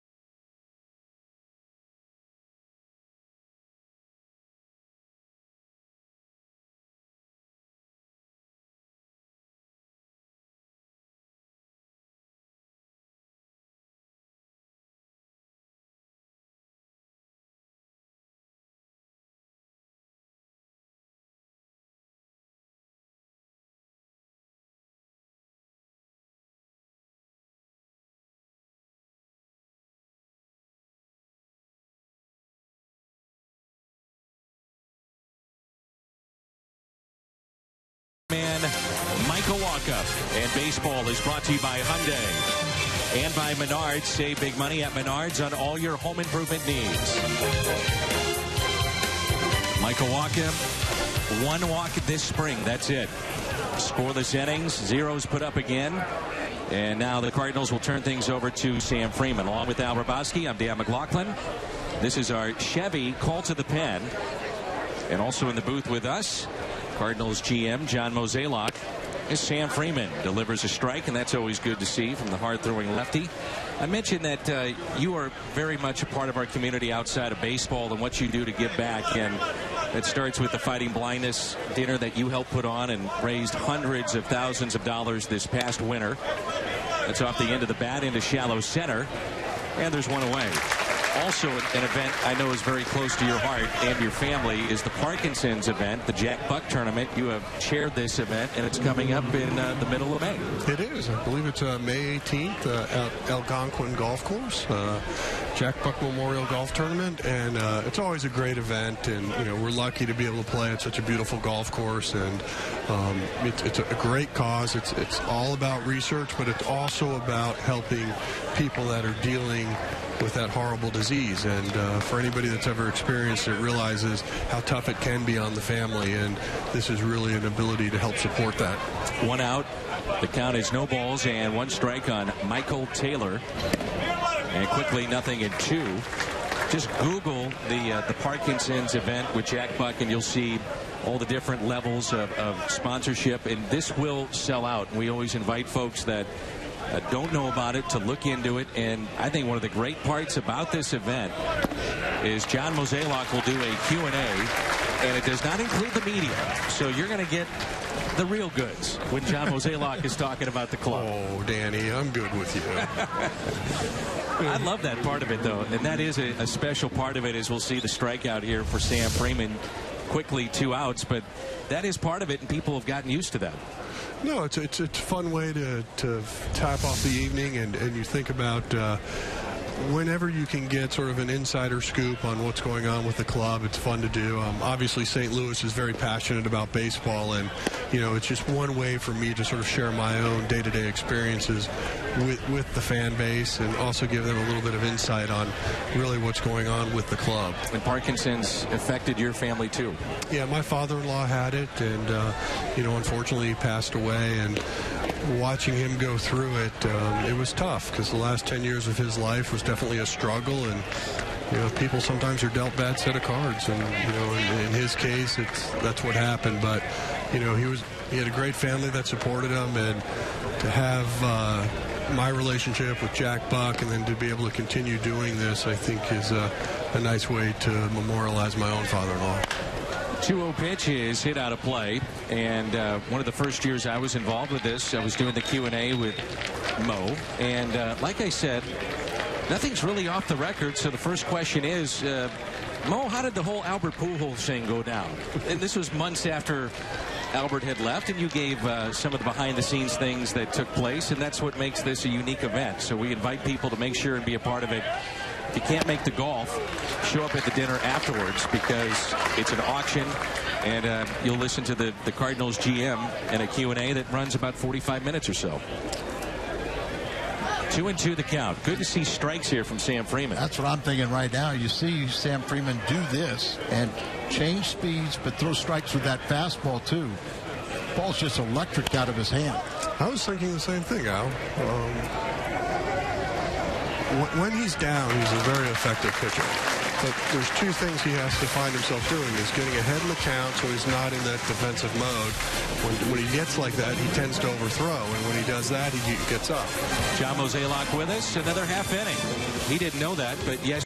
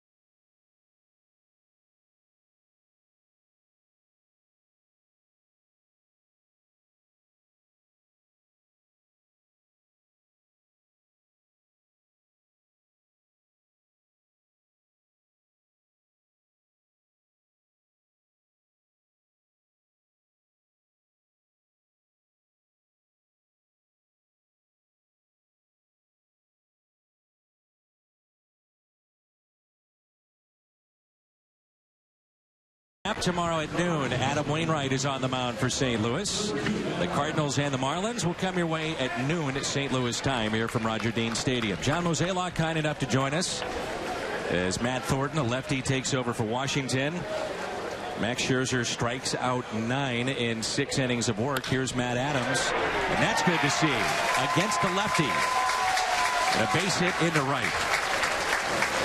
Mo, your thoughts on Matt Adams and just being an everyday player, which means he's got to do that against left-handed pitching? Well, he does, and I think, you know, when I think about our right side of our infield right now, Matt Adams and Colton Wong, I do think the last half of last season was a big, important step up for both of them. And, you know, people ask me all the time, how's our team going to score more runs this year? I really believe that's where you have to look. And it's not like I'm trying to put more pressure on them, but production from first base, from second base, and from right field have to be there. And you look at our offense last year, and you know we were fairly consistent everywhere across the diamond other than there. And so for us to get back to what we expect from this offense, I think you need to look right there. Xavier Scruggs is now the pinch runner for Adams. This is Johnny Peralta at the plate in the 1-0. And I think it also, Colton Wong, with the great second half he had in the postseason. The home run binge is a little concerning, but I sure would like him to finish strong in spring and get his confidence back up. You know, I think overall he's had a much better spring than perhaps his numbers show. And for us, he's getting the work in that he needs to. So I'm not overly concerned with production at this level, but he is a player that plays on emotion. So if he enters this season with confidence, and I do believe he will, I expect him to be a very productive player for us this year. 2 balls and 1 strike on Peralta. Breaks his bat. It's popped up. And a basket catch is made for out number 1, and Scruggs is back to the bag at first. You look at your bench this year, which is a guy in Mark Reynolds that could give you an option from the right side. We know he's got tremendous power. When you look at the bench with the Cosma as well, we talked about him. Who else is in that conversation that you're looking at? Well, I think right now when you're looking at where could we tap in for that power source, especially from the right side, obviously Mark Reynolds was signed for that very purpose, but also you have to look at Randall Grichuk. And, you look at the spring he's having and the type of player he is. Historically, I've always been one of those guys that take younger players and say you have to be in the minor leagues developing and growing. But right now, when I look at sort of the landscape of this roster, I could see him being a pretty important asset on this club, and especially if we're facing a tough left-hander. He can play center field, he can play right field, can play left field. So he gives you just a lot of flexibility on who you want to put in that lineup on that given day. And then the fact with Mark Reynolds, who can also play first base or third base. So I just feel like the tools in Mike's toolbox this year give him more things to pull out. I don't think there's any doubt about that. Having that threat on the bench, putting fear in the opposing manager that late in the ball game you could bring up a pinch hitter and you could erase a 3-run deficit. Well, and that's what you have now. Especially when you think about sort of late game when they bring in the left-hander. Right. And all of a sudden you can counter with one of those 2 bats and legitimate power. 1 ball, 1 strike on Yadier Molina. Serves it to the right side, and that'll find the seats out of play. What was your initial reaction when you saw the new body of Yadier Molina? Well, I was actually down here in early January for the fantasy camp, and so I got to see him then, and I realized obviously he was having a very effective offseason, or a much more disciplined offseason, and the most important thing is he feels good, and he's working hard, and still one of those guys that's showing up at about 5:30 in the morning every day, and it's impressive. And I've always said this about our club: our best players are the ones that work the hardest. And when you're looking to young players to have something to look at or to mentor, these guys do it. Do you get concerned at all, Mo, with innings out of your rotation when you look at the workload that Wainwright has had? Walker's coming back off the injury. John Lackey is getting a little bit older. Let's say Garcia's in the rotation for argument's sake. He's dealt with injuries the last 3 years. Do you get concerned about workload with those guys, especially early in the season? Well, I definitely don't think we cannot ignore that. Obviously, you look at the volume that Wainwright's thrown over the last 3 years. I think on average it's about 222 innings. You look at somebody like a Michael Walker who has not gone beyond 130 innings in one season. So, making sure that we're protected and we can balance this out is critical to the success of our season. And in the minor leagues, you start experimenting a little with piggyback starters. I could almost envision that you do that a little bit with a Garcia and Martinez. If there's a bunch of a squad that has as many left-handed batters as the Cardinals, maybe you start a Martinez. Not so much with Garcia, but more with. My thought is on the rotation at this point. I think we can start banking innings early because we have so many off days. Right. So if we take the strategy of just rolling over the rotation, that's going to help you out, especially, for the month of April. Now, having said that, having starters that are available at the minor league level that can come up here and spot start from time to time, I think that's going to be something that we can take advantage of, and that could be something that in the end helps us control volume throughout the season. And so that's why when people are asking me, are you looking to trade pitcher X or Y right now? For me, the more the merrier. Obviously, once you get to regular season, you got to manage the 25-man roster, options and so forth come into play. But I'm not overly concerned with that dynamic as much as I am making sure that we have some healthy options. And I think also when you talk about Wainwright, he's got the great mindset. He's not concerned about physically breaking down. You know, he's just a horse, but he's got the mental approach that he can handle any workload. Well, you're right, Alan. Not only that, he said to me the other day, he's like, look, I have an obligation to pitch. You know, he Would you like to hear that? Yeah, well, sure. I mean, obviously, I want people to be smart and not go out and hurt themselves, but that's how he thinks, and he feels like he got that long-term deal and a lot of dollars for the St. Louis Cardinals, and he feels it's his obligation to take the ball, and you have to admire that. 3 balls and 1 strike here on John Jay. Scruggs after a stolen base at second, and it's hit to second, and Jay is out on a good pick at first base. I mean this sincerely. You do a great job in the community and raising so much money and attention for worthy causes, and another one's coming up on May 18th, the Jack Buck Parkinson's Tournament. Thank you, sir. We appreciate it. Thanks, guys. John Mozeliak with us. No score.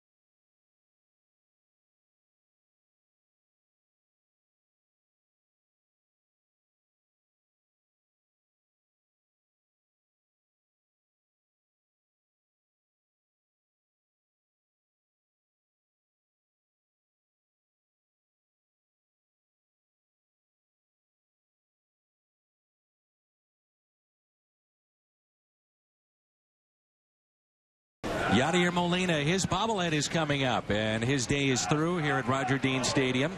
25,000 fans, ages 16 and older, take home the Central Bank of St. Louis Yadier Molina bobblehead, and that's coming up on Saturday, April 18th. A strike thrower here for the Cardinals, and very important piece of the puzzle in the bullpen this year. Matt Belisle, as Tony Cruz takes over behind the plate. Kevin Franzen is the pinch hitter for the Washington Nationals.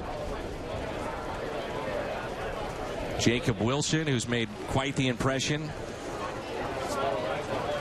he takes over at third base. Cosmo, who was at third, moves to short. Scruggs takes over at first base after pinch running for Adams. He singled in the bottom of the 7th. Back to Belisle. He'll stay with it. The big man makes the play. He seems to be all right. They're going to check on him to make sure. Not check on him, Dan, but don't you think Matt Belisle is going to feel so much pressure lifted off his shoulders pitching at Busch Stadium compared to Coors Field? I never pitched at Coors Field. I've just watched a lot of guys go down there. Well, so I'm assuming it's going to be a good thing. Mile high now, but I did pitch at Coors Field, and I'm retired because of it. There's a line drive into right and a base hit for Dan Ugla, who's trying to make this club.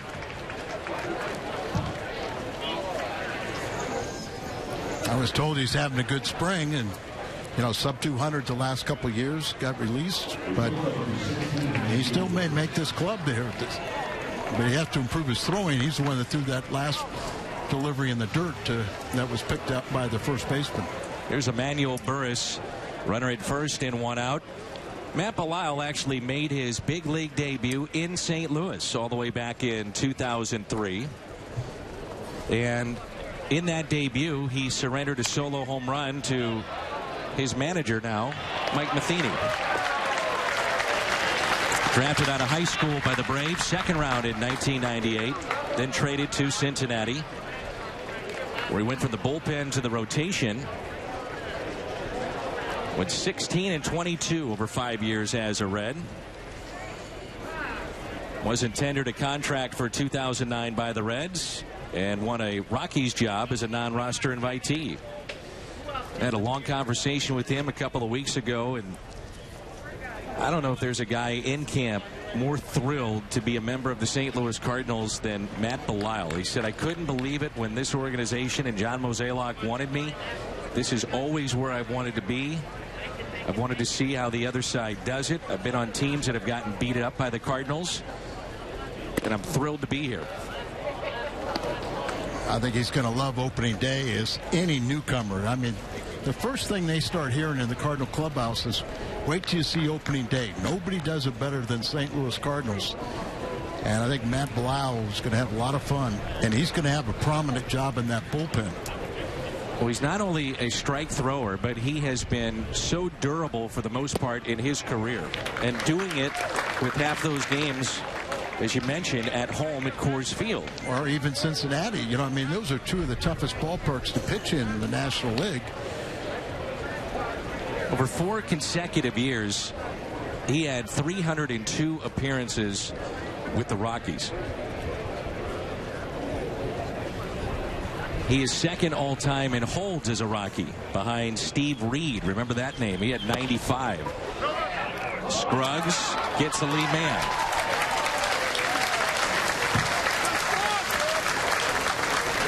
One thing he talked about in the conversation that I had with him is that he's really tried to shorten up and tighten up his slider. And I think we've seen that. We've also seen some good sinking action on his pitches, too. And I think when you think about him, you know, he's got the big height and good pitcher's frame. Throw down on the ball with that slider type, ground balls, sinkers.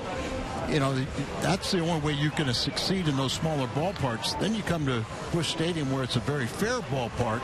But if you're still a ground ball pitcher, you know, you keep the ball in the ballpark. Don't walk anybody. That's the best formula for winning. Here's Clint Robinson as you get a look at the career numbers for Matt Belisle. Robinson is 1 for 3, single to center, and that was in the first off of Michael Wacha. Runner is going, and Cruz will throw to second, and got him. The tag is there. Applied by Cosma. Burris, the final out in the top of the 8th. Tony Cruz, nicely done. No score here in Jupiter.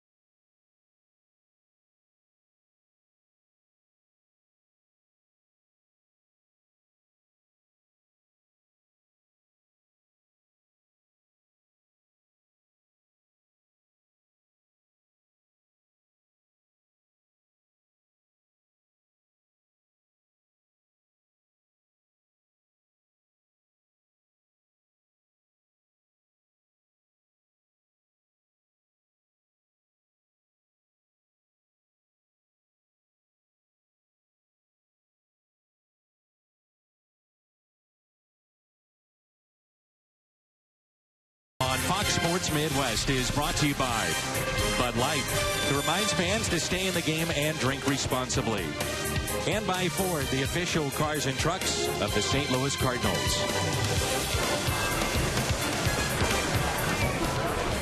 9 hits in this game, 5 for the Nationals, 4 for St. Louis. Home half of the 8th rolls in. Right-hander is in for Washington. This is Barrett after we saw the lefty Matt Thornton. And this will be Colton Wong to lead things off, followed by Ty Kelly.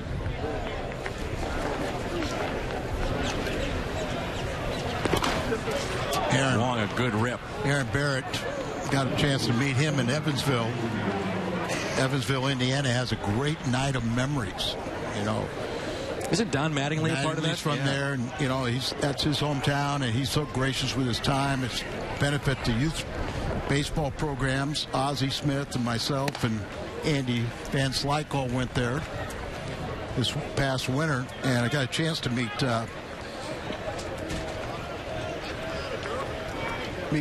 Aaron, and you know, he's got really a nice kid. He's got a wipeout slider, but the whole key for him, and he did make his major league debut last season. He was 3-0 with a 2.66 Washington, 50 games. But he's got to be ahead in the count for that slider to really work. The 2-1. And did that hit him? I believe it did. And Wong is hit by the pitch. That's the second Cardinals starter to be hit today. The other was Matt Carpenter. This one looks like it might have stung a little bit more around the ankle. There's that good breaking ball, or top of the foot there, or ankle.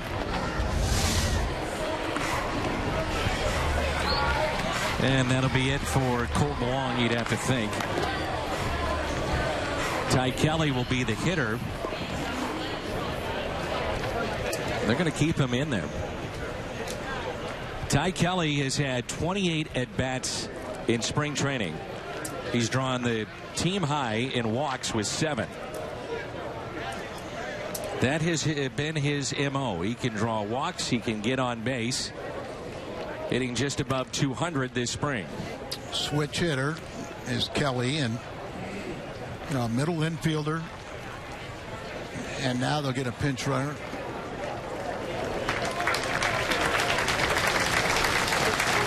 I believe that pinch runner is Charlie Tilson. It looked like Tilson. Where's number 98? And scored the winning run the other day for the Cardinals in a walk-off win. He's got speed. First pitch to Kelly, and he takes a ball outside. So Ty Kelly, drafted by Baltimore in the 13th round in 2009. Went to the same school as former Cardinal, now with the Rockies, Daniel Descalso. UC Davis. Kelly had 85 walks last year, and that was in the PCL. AAA affiliate of Seattle. He was an all-star in 2009 in the New York Penn League, as well in the South Atlantic and Carolina Leagues. 2 balls and no strikes. Runner goes. Good jump by Tilson, and the ball scoots away. Nearly into the dugout of the Nationals, and Tilson winds up at third. It's like a stolen base and a wild pitch. You get a running opportunity, the catcher pops up, and if he doesn't catch the ball, then he has to go back to the screen to retrieve it. The Cardinals ran wild the other day in Baltimore. That was fun to watch. Was it 5 out of 6? They were successful in steals. But here you see the catcher doesn't connect with the ball. It goes over to the dugout up against the screen, and Tilson goes on to third with nobody out in a scoreless game.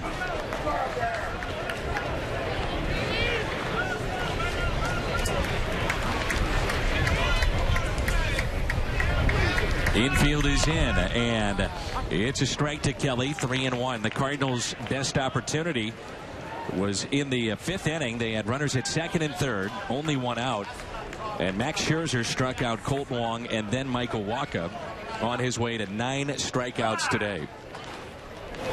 Kelly shoots it into center field. Tilson will tag up. He'll score easily. And the Cardinals lead it 1-0 here in the bottom of the 8th as Ty Kelly comes through. Well, Grichuk come through late in ball games. Here's Kelly, who would be a bench guy and a superb pinch hitter. But the one thing the Cardinals brass likes about Kelly is his patience at the plate. He'll work the count to where he gets a good hitter's count. 3-1 delivery right there. He smokes it for the sac fly, and the Cardinals take the lead.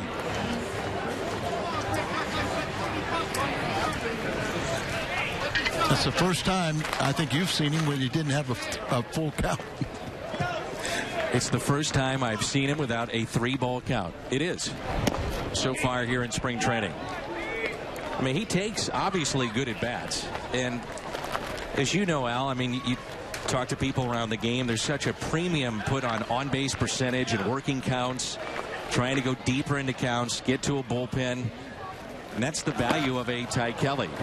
As Kozma is in the hole 0-2. He's 0 for 2 today with a pair of strikeouts. And you're absolutely right, Dan. Yeah, there's something to be having a bench that's got the thumpers, like Mark Reynolds, or Grichuk. But there's also to have that pinch hitter that takes that real professional at bat that gets on base. You know, that leadoff walk, or here the hit batter that starts a rally late in the game. So there's value to both sides. Cardinals with Jordan Walden, who has closed games out before. And we may see that a time or two this year. He's getting loose in the pen. 0-2 the count on Kozma. And Al, you said that this young right-hander had a lights-out slider. Pete Kozma has seen a couple of those nasty ones. That's a fair ball near the Cardinal bullpen, and Kozma reaches with a one-out base hit into right. In the scorebook, it's going to look like a line drive. It wasn't pretty, but it was effective. And he does a good job of fighting off a pitch, inside outs it. Just had a lot of spin English on it and stays down the first base line and another base hit. Reading into the comments, listening to John Mozeliak, and again, he did not come out and say this. This is just me reading into the situation. It sounds like to me the guy at the plate who leads the club in home runs with 4 this spring and 9 RBIs has a very good shot to break north with the club, and that's Randal Grichuk. And it makes all the sense in the world with this left-handed lineup that we've talked a lot about, that if you're facing a lefty or need that late pop in games, Grichuk gives you that. He may strike out a lot. That's been his MO in the minor leagues and certainly in the major leagues. But boy, does he give you some power. Big junk by Kozma. Yeah, I agree with you. And you know, I've been around a lot of general managers that say, no, I want this young guy to go play every day. You know, if we get an injury or something, his day will come. But you still got Piscotty down there too. Mm-hmm. You know, if you don't sign Hayward, you got 2 pretty good prospects. But well, as John said too, and the way he's done it in the past, not all times, and there is no blueprint for it, but in dealing with young players, more times than not, he leaves them in the minor leagues to get more experience in depth. But because of the left-handed hitters, you can get the balance, so you can get enough at bats up here. What you worry about on the flip side of that is getting those at bats, and if you don't get enough, are you stunting the growth of what could be an everyday player down the line? Exactly right. It's a fine line to walk. But you know, the Cardinal ownership, and they're having their meetings down here. You know, they want to win this year, but they also want to win in the future too. So it's a balance. 1 ball, 1 strike on Grichuk. And some of the home runs that he has hit, they're no cheapies. I mean, this guy has just got natural power. He led all of high school baseball this senior year with over 20 home runs. I believe it was 24 when he was drafted in the first round by the Angels. And by the way, that's why he was drafted #1 by the Angels that year. And a guy named Mike Trout was in the 2nd round. Wonder whatever happened to him.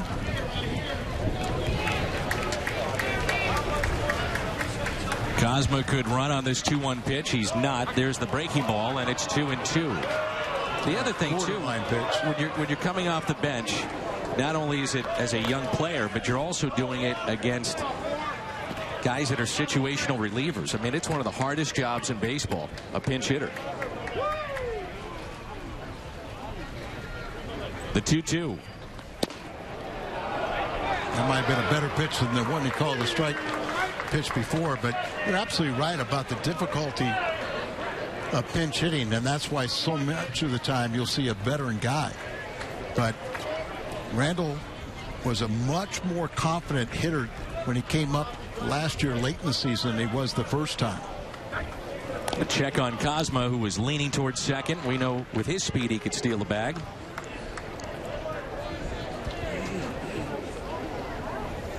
Just put that thought in the pitcher's mind, catcher's mind, and maybe he doesn't work as hard on the hitter. The 3-2 is taken for a ball on a pitch that again was borderline, so it's a walk for Randall Grichuk. That looked to be a very tough 3-2 pitch to take. I think it was right, though. You think about the little things in the game of baseball, Al, and the other day we had a walk-off win for the Cardinals with Dean Anna picking up the base hit to right to score Tilson. That was all set up by some misplays. And in this game, you think about walks or, in this case, a hit batter that leads to a run. It was Colt Wong hit by a pitch. Tilson trying to steal. Ball got through the catcher. He winds up at third. Sac fly. Cardinals lead 1-0. And Dan, in a game like this, it's usually one team loses it more so than one team wins it. And this is the way this one's shaping up. Peter Borges will be the hitter. Tough spring, no doubt, for Peter, who's hitting .069. He is 2 for 29 this spring. He's drawn 3 walks. He has struck out 8 times. Steve McCaddy, an excellent pitching coach, and Aaron Barrett got a little bit of a more of a stern talk than a pat on the back, but this is how you learn. And even though it has not been a promising inning to this point, he can make it very effective if he gets the next 2 outs before the Cardinals can add on. 1 out and 2 on. Borges takes a strike inside. In my mind, I'd like to see Peter be a little more aggressive on those fastballs. Runners go, and a throw down to third. Out. So Cosma is out. The pitch was a strike, and it's 0-2.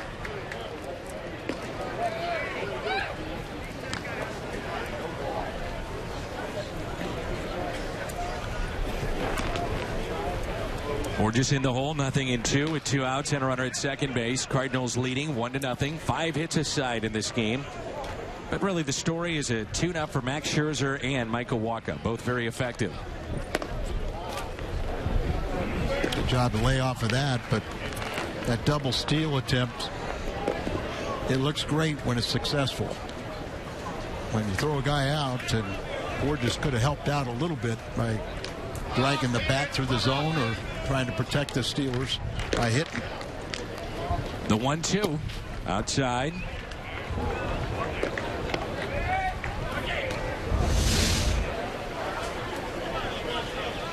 That's Peter Borges, who is, well, when things aren't going right, they're not going right. Took one off the cheek, getting loose in center field.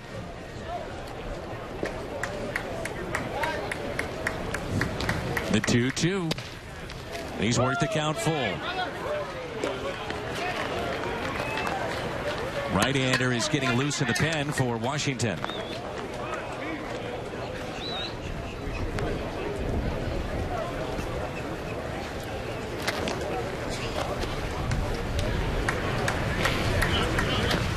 A 3-2 pitch on its way. Check swing. They appealed, and he did not go. And that'll be it. Matt Williams will go to his pen. Cardinals will have 2 runners on. And a chance to add to their lead when we come back.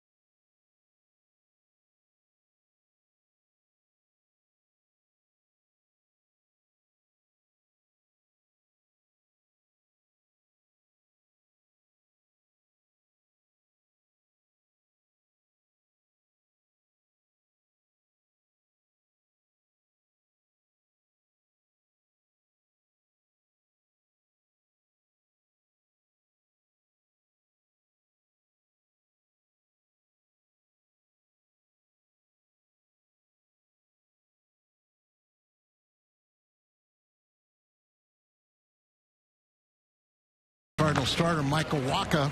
He was very good today, but Scherzer just slightly better. But Wacha, 5 2/3 innings, 78 pitches, 4 hits allowed. His first walk of the spring and 4 strikeouts. Pitchers duel. This is Rafael Martin. He's appearing for the 6th time for the Nationals this spring. And he'll face Xavier Scruggs on the first pitch. He pops it back foul. We saw Xavier come up last year. He has tremendous power in the minor leagues. Saw him in late September. And he has tried to add the outfield to his repertoire to stay with the club any way he can. Unfortunately for the Cardinals in this camp, Tommy Pham was off to the best start of anybody and went diving for a ball in left field and got hurt, and we haven't seen him since. I talked to Tommy Pham the other day. He said he was close on Saturday, and he is on the roster. Potentially, could play today. But you're absolutely right. And that's really been the story of Tommy Pham's minor league career is injuries. Unfortunately. And Scruggs is another guy that's very intriguing because of the pop he has in his bat. Every team is looking for power. It's something that's missing in today's game. The 1-2. I never thought I'd say that again after watching some of the power we saw late 90s, early 2000s. But things changed in the game with certain rules, and the power went out. I just look at this inning right here. If you want to speed up the game, call strikes. There's been several close pitches not called. That was definitely a ball. Stephen Piscotty is on deck as Jordan Walden continues to loosen in the Cardinals' pen.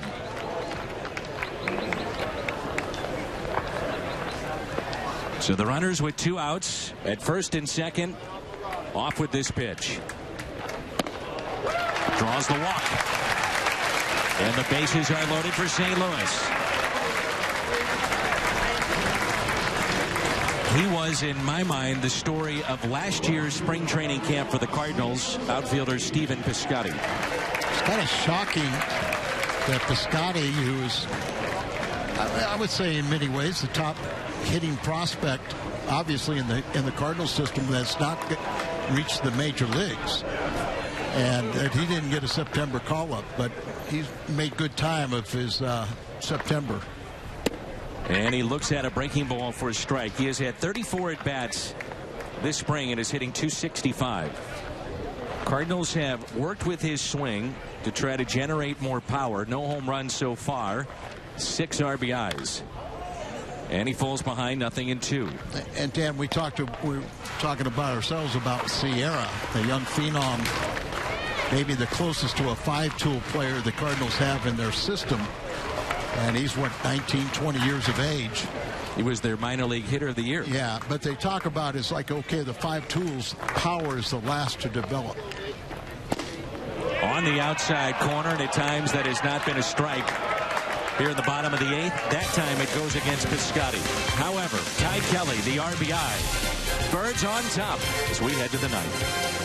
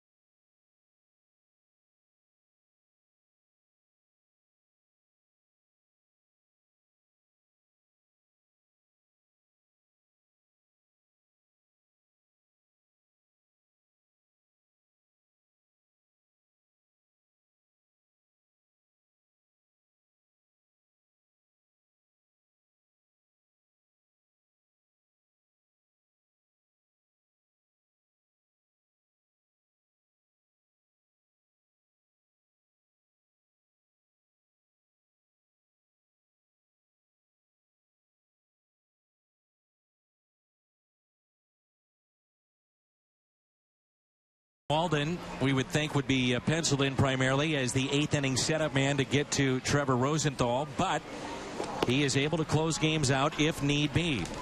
Matter of fact, in 2011, when he was with the Angels, he notched 32 saves, which was 5th in the American League that season.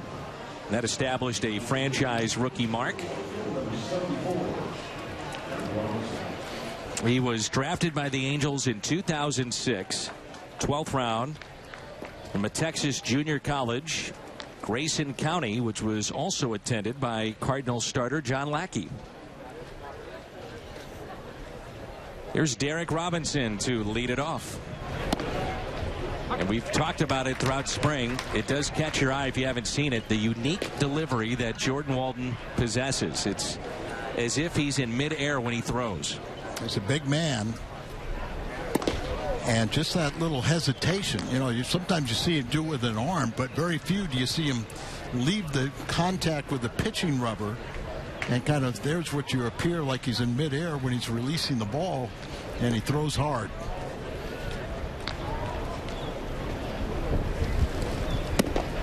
One thing you like about Jordan Walden, not only tough on the right-handers, but also very effective against lefties. That average against him by left-handed hitters is only 199. Including 188 last year, and he gets a lefty to start things off. If there's been any concerns with him, it's been at times a lack of control. And he falls behind here, 3 balls and 1 strike. But he's also a strikeout pitcher, and late innings, that does help. Think about some of the arms the Cardinals could have coming out of their pen again this year in terms of power arms, with Rosenthal, this man Jordan Walden, potentially a Carlos Martinez, Kevin Segrist. And he comes back to get him and strikes him out. And the first out here in the ninth. Well, if you got a power arm, you can miss with location and still get it. But look at the movement on that pitch. The ball just sinking. You know, you have that slight hesitation that throws off the timing of a hitter. He is going to be such a valuable weapon to the Cardinals. And as you say, a closer of the days that Rosenthal needs a rest. Here's Mike Karp and a fastball in there at 92. Walden had 20 holds last year. Edgar, if you want to stay, you can drive it up. As a matter of fact, he is 12th overall in the National League and holds the past 2 seasons. Sometimes in trades, you know, there'll be what you call a throw-in player. Walden was definitely not a throw-in. John Mozeliak insisted that we have to have Walden. 1 ball and 2 strikes. Tyrell Jenkins, who's been sent down by the Braves to their minor league camp, was part of that deal, along with Shelby Miller, who, by the way, has looked very good for Atlanta so far this spring. Here's a 1-2. Ooh, he doesn't get the call. Walden is only 27. And to further your point, Al, he was given a 2-year deal plus a club option for 2017. Yeah, he would. So they buy 1 year of maybe free agency with that option year. The 2-2 pitch. Swing and a miss. He struck him out. 2 outs recorded by Walden, and both have been via the strikeout. Appears to be fearless out there, and look at this, overpowers him with a high fastball. Most of your left-handed hitters are going to be low ball hitters, and you get that ball up there, it's swing and miss. Here is Sandy Leon. He's been in the big leagues up and down in his career. 2 outs, nobody on. Matter of fact, when Walden recorded those saves, the 32, he was a rookie, and since 2000, there's only been 5 rookies in baseball to have 30 or more saves in a single season, and he's one of them. Craig Kimbrell, Neftali Feliz, Kaz Sasaki, and Jonathan Papelbon when he was with the Boston Red Sox.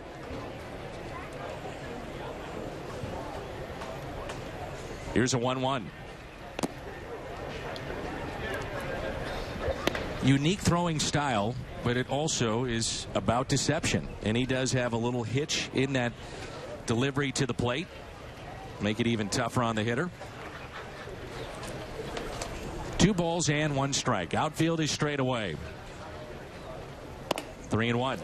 Dan, you know, when you talk about all the Cardinal hard throwers in the bullpen, I think that, you know, a lot of clubs have it. But when you throw hard and you have that little hesitation right there, loses contact with the rubber, his motion like stops, and they still can muscle the ball towards home plate at high velocity.